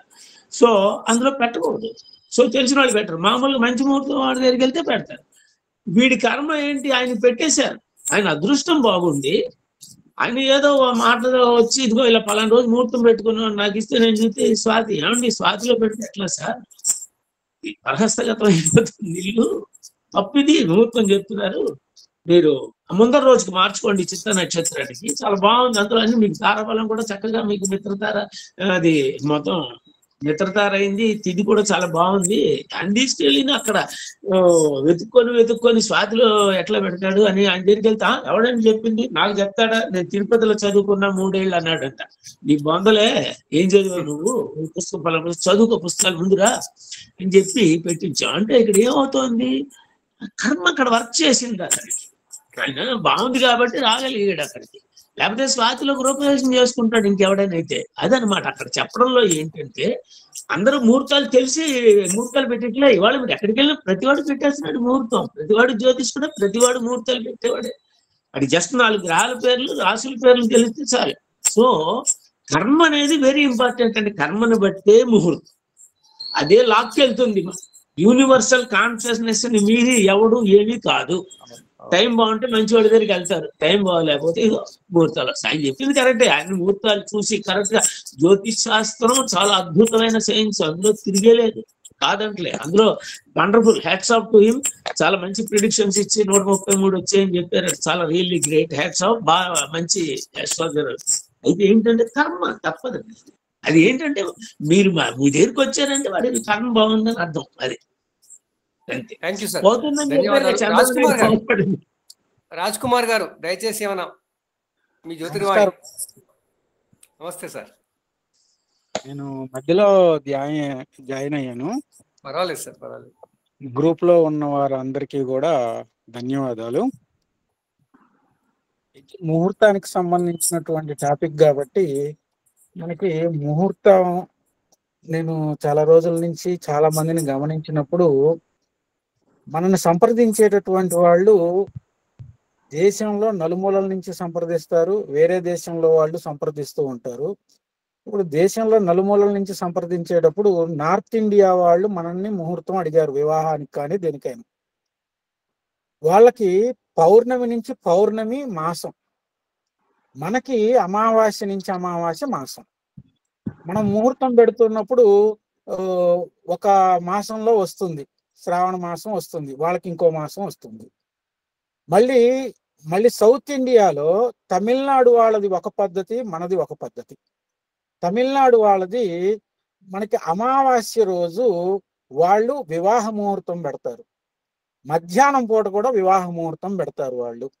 బంగారు షాపులు మన సౌత్ సైడ్ అమావాస్య రోజు ఎట్టి పరిస్థితుల్లో ఓపెన్ చేయరు, మూసివేస్తారు. 1 crore మీకు బిజినెస్ వస్తుంది అన్నా కూడా కొంతమంది సెంటిమెంట్ గా అమావాస్య రోజు ఎట్టి పరిస్థితుల్లో సేల్ చేయరు. తమిళనాడులో అమావాస్య రోజు బంగారం కొంటారు. ఇక్కడ మనం ముహూర్తం పెడుతున్నాము అంటే ఆ ముహూర్తానికి సంబంధించినటువంటి కార్యక్రమము ఎక్కడ చేస్తున్నారు, వాళ్ళు ఏ పద్ధతిలో ఉన్నారు అన్నటువంటిది ముందుగా జ్యోతిష్కుడు తెలుసుకోవలసిన అవసరం ఖచ్చితంగా ఉంటుంది. లేకపోయినట్లయితే మనకి నార్త్ వాళ్ళది ఒక ముహూర్తం వస్తుంది, తర్వాత సౌత్ వాళ్ళది ఒక ముహూర్తం వస్తుంది, సౌత్ వాళ్ళ దాంట్లోనే మళ్ళీ తమిళనాడు వాళ్ళది ఒకటి వస్తుంది, ఆంధ్ర, తెలంగాణ అండ్ కర్ణాటక, కేరళ వాళ్ళది ఒకటి వస్తూ ఉంటుంది. ఇన్ని డిఫరెన్స్లు ఉంటాయి. తర్వాత సూర్య సిద్ధాంతం అని వేరే ఉంటుంది, మళ్ళీ పూర్వ సిద్ధాంతం అని వేరే ఉంటుంది, దృక్ సిద్ధాంతం అని వేరే ఉంటుంది. మనము ప్రసవానికి సంబంధించినటువంటి ముహూర్తాలు చాలా మంది అడుగుతూ ఉంటారు. దానికి సంబంధించినటువంటి దాంట్లో మనం ఒక ముహూర్తం పెడతాము, వాళ్ళకి అప్పుడు దుర్ముహూర్తమో లేకపోతే వర్జ్యమో వస్తుంది. ఇదేంటి మీ పంతులు గారు వర్జ్యంలో పెట్టారని ఇంకో క్యాలెండర్ తీసుకొచ్చి మనకు చూపిస్తూ ఉంటాడు. అది చాలా సమస్య. ముహూర్తానికి సంబంధించినటువంటి వాటిల్లో చాలా సమస్యలు ఎదురవుతూ ఉంటాయి. దానికి మన దగ్గరికి వచ్చేటటువంటి అడిగే వ్యక్తి నన్నే ఫైనల్ గా చేస్తున్నాడా, ఇంకొక ఇద్దరు ముగ్గురిని కన్సల్ట్ చేస్తున్నాడా అని చెప్పి ఖచ్చితంగా మనం కూడా తెలుసుకోవాల్సిన అవసరం ఉంటుంది. మన దగ్గర అన్ని పంచాంగాలు ఉండాలి. అన్ని పంచాంగాలు చూసుకొని బాబు దుర్ముహూర్తము వర్జ్యము ఏమీ లేనటువంటి దాంట్లో దృక్ సిద్ధాంతంలోను, పూర్వ సిద్ధాంతంలోను, సూర్య సిద్ధాంతంలోను వాటిల్లో మనకి దుర్ముహూర్తము వర్జ్యము ఏమీ లేనటువంటి ముహూర్తాన్ని సూచన చేయటం ఒక ఉత్తమమైనటువంటి పద్ధతి. ఇంకొక విషయము, అసలు ముహూర్తాలు దేనికి పెట్టాలి. మనకి శాస్త్రంలో ఇచ్చినటువంటి విధానంలో కొంత పరిధి ఇచ్చారు, కానీ ఇప్పుడు విస్తృతంగా మనకి దొరుకుతూ ఉన్నాయి. ఎట్లాగా, ఇప్పుడు బేబీకి సంబంధించినటువంటి దాంట్లో ఇప్పుడు పిల్లవాడు ప్రసవించేటటువంటి ముహూర్తం. ప్రసవిస్తున్నారు అంటే మనకి ప్రసవించిన తర్వాత చాలా కార్యక్రమాలు ఉన్నాయి. ఫీడింగ్ కానీ, అన్నప్రాసన కానీ, ఇట్లాగా అనేక రకాలైనటువంటి ముహూర్తాలు. ఒక బేబీకి సంబంధించిన దాంట్లో నూతన వస్త్రం ధరించాలా, నూతన వస్త్రం ధరించేటప్పుడు ముహూర్తం చూడాలా, ఆహారం ఇచ్చేటప్పుడు ముహూర్తం చూడాలా, కలం పట్టేటప్పుడు ముహూర్తం చూడాలా, ఎడ్యుకేషన్కి సంబంధించింది ముహూర్తం చూడాలా. ఒక్క బేబీకి సంబంధించినటువంటివే ఒక 10 రకాల ముహూర్తాలు ఉన్నాయి. టోటల్గా మనం ముహూర్తాలను చూసేటప్పుడు సుమారుగా ఒక అంచనాగా ఒక సాఫ్ట్వేర్ కంపెనీలో నేను వర్క్ ఇచ్చి ఉన్నాను. 229 రకాల ముహూర్తాలని వాళ్ళు సాఫ్ట్వేర్ కంపెనీ వాళ్ళు సూచన చేశారు. ఇంకా దానికన్నా ఎక్కువ కూడా ఉన్నాయి. మనం ఆస్ట్రాలజర్ కంప్యూటర్లో మనం ఫీడ్ చేసుకోవాలా, కంప్యూటర్కి సంబంధించిన దానిలో సాఫ్ట్వేర్ లోడ్ చేసేటప్పుడు మంచి ముహూర్తం చూడాలా. ఎందుకు చూడాలా, మనము వేరే చాలా మంది వ్యక్తులకి ముహూర్తాలు సూచన చేస్తూ ఉంటాం. మనమే మంచి ముహూర్తంలో సాఫ్ట్వేర్ ఫీడ్ చేసుకోకపోతే అవతల వాళ్ళకి మనం మంచి ముహూర్తం సూచన చేయలేం కదా. అట్లాగా ముహూర్తానికి సంబంధించినటువంటి వాటిల్లో నేను ఒక 229 ముహూర్తాలకు సంబంధించిన లిస్ట్ ఒకటి సోమనాథ్ శాస్త్రి గారికి నేను పంపిస్తాను. అంటే మన దగ్గరకు వచ్చేటటువంటి వ్యక్తులు వేటికి ముహూర్తాలు చూడాలన్నటువంటి విషయం కూడా కొంతమందికి తెలియకపోవచ్చు. అది కొంత తెలిస్తే కనుక ఇదిగో దీనికి కూడా మనం ముహూర్తం చూడాలా, అరే దీనికి కూడా ముహూర్తం చూస్తారా అండి మీరు, అరే ఈ చిన్న విషయానికి కూడా ముహూర్తం చూస్తారా అంటే ఖచ్చితంగా చూడాలా. ఎందుకు చూడాలా అంటే ముహూర్తం అంటే లాంగివిటీ. అది ఎన్ని రోజుల వరకు మనల్ని కంటిన్యూటీగా ఉంచుతుంది. వివాహ బంధం ముహూర్తం ఎందుకు చూస్తాం, ఆ వివాహ బంధంలో ఎంతకాలం వరకు వాళ్ళు ఆనందంగా ఉంటారు. అట్లాగనే గృహం, ఆ గృహంలో ఎన్ని రోజుల వరకు స్థిరంగా కంటిన్యూగా ఉంటారు. ఇట్లాగా సంతానానికి సంబంధించింది, ఆ సంతానం ఈ తల్లిదండ్రులతో ఎన్ని రోజులు అనుబంధంగా ఆనందంగా ఉంటారు. అట్లా ప్రతి ఒక్క ముహూర్తానికి సంబంధించినటువంటి దాంట్లో మనం ముహూర్తాన్ని ఖచ్చితంగా ప్రజలకి, అంటే మన దగ్గరకు వచ్చేటటువంటి వారికి ఎందుకు ఎక్స్ప్లెయిన్ చేయాలా, ఎలా ఎక్స్ప్లెయిన్ చేయాలా, దేనికి ముహూర్తాన్ని చూసుకోవాలి, ఇలాంటి విషయాలన్నీ కూడా నేను ఒక లిస్టు శాస్త్రి గారికి పంపిస్తాను. అది ఒక చిన్నది తెలియజేద్దామన్న ఉద్దేశంతో నేను ఈ మాట చెప్తున్నాను. ఈ అవకాశం ఇచ్చినందుకు చాలా సంతోషం. మీరు మాట్లాడుతుండాలి, చెప్తుండాలి. మీరు ప్రాక్టికల్ గా అన్ని చూస్తున్నారు కాబట్టి చాలా ప్రయోజనకరంగా ఉంటుంది. పంపించండి, నేను గ్రూపులో తప్పకుండా షేర్ చేస్తాను సార్. థ్యాంక్ యూ, చాలా ధన్యవాదాలు.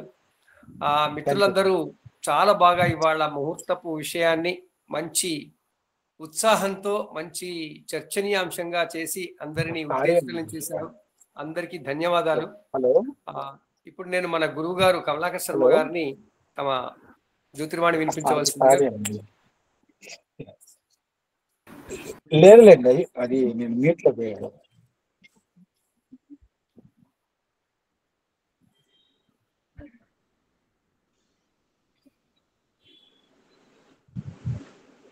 यो देवः सवितास्माकं धियो धर्मादिगोचराः प्रेरयेत् तस्येत् भर्गः तद्वरेण्यमुपास्महे। శ్రీ గురుభ్యో నమః. శ్రీమాత్రే నమః.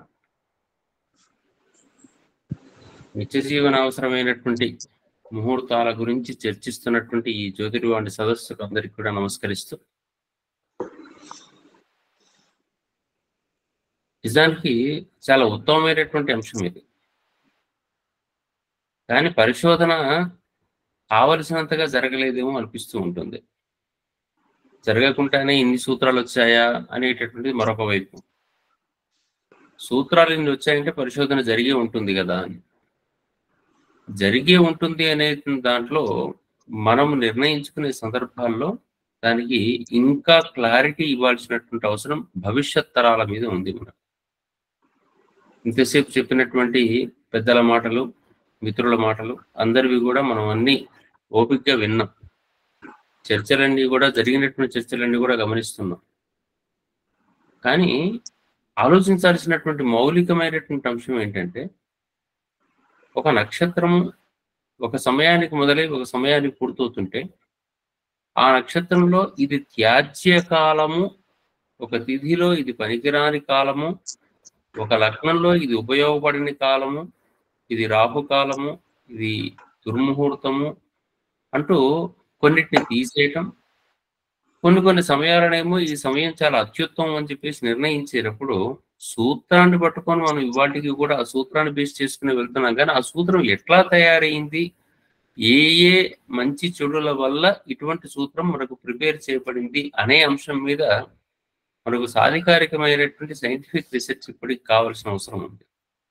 ఉంటే ఈ రోజు మళ్ళీ మనం కొత్తగా సూత్రం తయారు చేసుకోవచ్చు. ఇంతకుముందు గురువు గారు చెప్తూ ఉన్నారు, హస్తాస్వాతి దీనికి పనికి రాదు అని చెప్పేసి. ప్రాక్టికల్ గా మనం చూస్తామంటే ధైర్యం లేదు. ఇవాళ పెట్టినటువంటి వాళ్ళు ఎవరైనా ఉండేటట్లయితే దాన్ని చూసుకోవచ్చు. కానీ మనకైతే ఆ సూత్రం తెలిసిన తర్వాత మనం తెలిసి పెట్టాం. కానీ ఎందుకు అసలు ఈ నక్షత్రం చేసుకోవటం ద్వారా వచ్చిన సమస్య ఏంటి, ఈ పుష్కరాంశ యొక్క విశేషం ఏమిటి, ఈ సమయం ఒక కాలం లోపల ఈ కొంచెం కాలం పనికిరాదు, ఈ కొంచెం కాలం సర్వశ్రేష్టం అనేటటువంటి నిర్ణయం మీద మన హృదయం బాగా ఇంకా లోతుకు వెళ్ళాలి. ఇప్పుడు సూత్రాలన్నీ అవే సూత్రాలు, మళ్ళీ ఎంతసేపు మాట్లాడుకున్న సూత్ర వ్యవహారం. కానీ దీని మీద నిజమైనటువంటి చర్చ జరిగి అసలు టైం సెన్స్ మీద, అసలు ఒక రోజు మొత్తం లోపల మంచి చెడు కాలాలనేవి ఒకటి ఉంటాయా, ఉంటే ఎట్లా ఉంటాయి, వ్యక్తి మీద చూపించే దుష్ప్రభావాలు ఎట్లా ఉన్నాయి, అది నీడ రూపంలో వస్తున్నాయా, భావన రూపంలో వస్తున్నాయా, లేకుంటే ఈ విధంగా దాని ప్రభావం చూపిస్తుంది. ఈ నక్షత్రంలో ఈ కాలమే ఎందుకు దోషంగా ఉంటుంది, అది మళ్ళీ మన ప్రకృతి మీద ఎటువంటి దుష్ప్రభావం చూపిస్తుంది. అటువంటి స్పష్టమైనటువంటి ఒక సమాచారాన్ని ఇంతకుముందు ఋషులు చేసినటువంటి వాటినే మనం చూసుకుంటూ వస్తున్నప్పుడు దానికి క్లారిఫికేషన్ ఇది ఎందుకు అనేటప్పుడు మనకి ఏం చెప్తున్నామంటే, మనకు ఋషులు చెప్పారు చేస్తున్నాం అనే భావన వరకే ఆగాం. But Indian knowledge system is different. ఇవాళ వాతావరణాన్ని గురించి పరిశోధన చేసే సందర్భాల లోపల ఎందుకు ఈ వాతావరణానికి ఇట్లా ఉంటుందన్నప్పుడు పూర్వకాలంలో ఉన్న సూత్రాన్ని ఆధునిక కాలానికి మరల్చి ఈ కాలంలో ఉండేటటువంటి వాతావరణానికి అనుకూలంగా కొత్త సూత్రాలు తయారు చేస్తున్నాం. జలార్గళం అప్పటి విధానం వేరు, ఇప్పుడు విధానం వేరు. మరి ముహూర్త విధానంలో కూడా నూతనత్వం అనేటటువంటిది మనం సాధించాల్సినటువంటి అవసరం ఉంది. దీని మీద కనీసం కొంచెం ఉన్నటువంటి గ్రంథాల లోపల ఉండేటువంటి సమాచారం అందరం స్వీకరిద్దాం. ఏకవింశన్ మనుష్యవ జనాశ్చ మయస్తథ అని చెప్పినటువంటి పుష్కరాంశ కాలాలు వరుసగా మేషం, వృషభం, మిథునం, కర్కాటకానికి చెప్పుకుంటూ వచ్చారు. అదే భాగాలు ఖండిస్తున్నారు, తీసుకుంటున్నారు, వేస్తున్నారు, అన్నీ చేస్తున్నారు. దాంట్లో అనేక రూపాల కొత్త మార్పులు కూడా తీసుకొచ్చాం.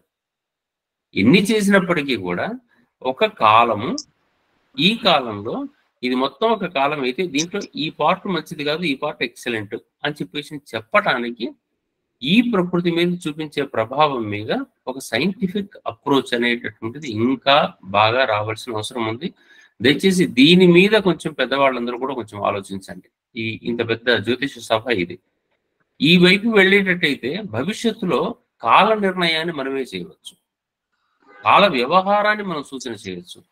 ఈ కాలం ఇట్లా పెట్టినప్పుడు ఆ కాలంలో ఇట్లా ఉందండి, ప్రస్తుతంలో మారినటువంటి ఈ కాలం లోపల, అంటే మార్పు అంటే సూర్యచంద్రుడు పెద్దగా ఏం మారకపోవచ్చు, కానీ అటువంటి ప్రభావాలు మారుతున్నటువంటి రోజులు వస్తున్నాయి ఇవాళ. ఇటువంటి సందర్భాల లోపల దీన్ని ఈ విధంగా మార్పు చేయొచ్చు.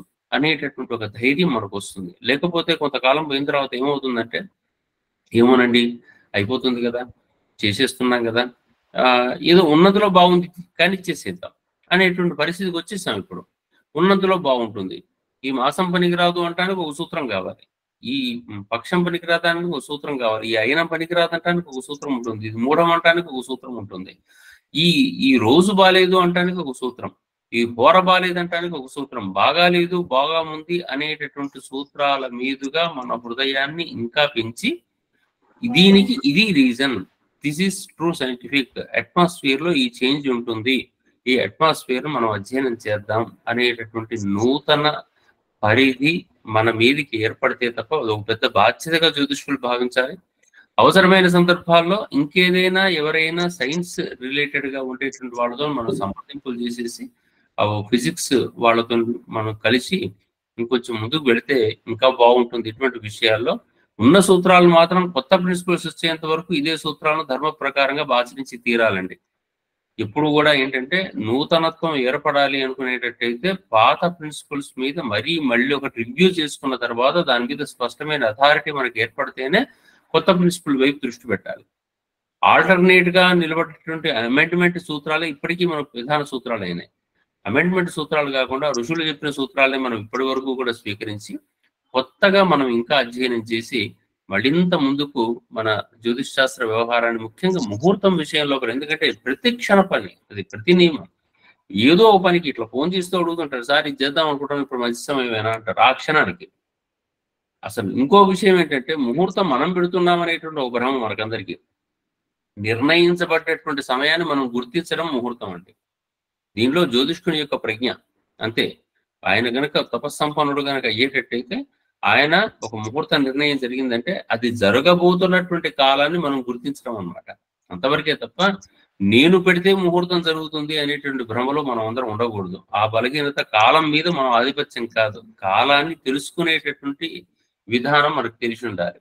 అట్లా మనని మనం కొంచెం కాలపురుషుని చోట నమస్కారం చేసుకునేటువంటి విధానం వైపు మనం వెళ్ళేటట్టయితే మన జీవితం లోపల ఆ కాల జ్ఞానము మన జీవితానికి మంచి మార్గాన్ని చెప్తుందని చెప్పేసి నేను భావన చేస్తూ చక్కనైనటువంటి విషయాలన్నీ కూడా అందించి ఉన్నటువంటి జ్యోతిర్వాణిలో ఉన్నటువంటి వాళ్ళకందరికీ ఒక ఎన్లైటన్మెంట్ ఇచ్చినటువంటి పెద్దలందరికీ కూడా జ్యోతిర్వాణి తరపు నుంచి మరొకసారి హృదయపూర్వకంగా ధన్యవాదాలు.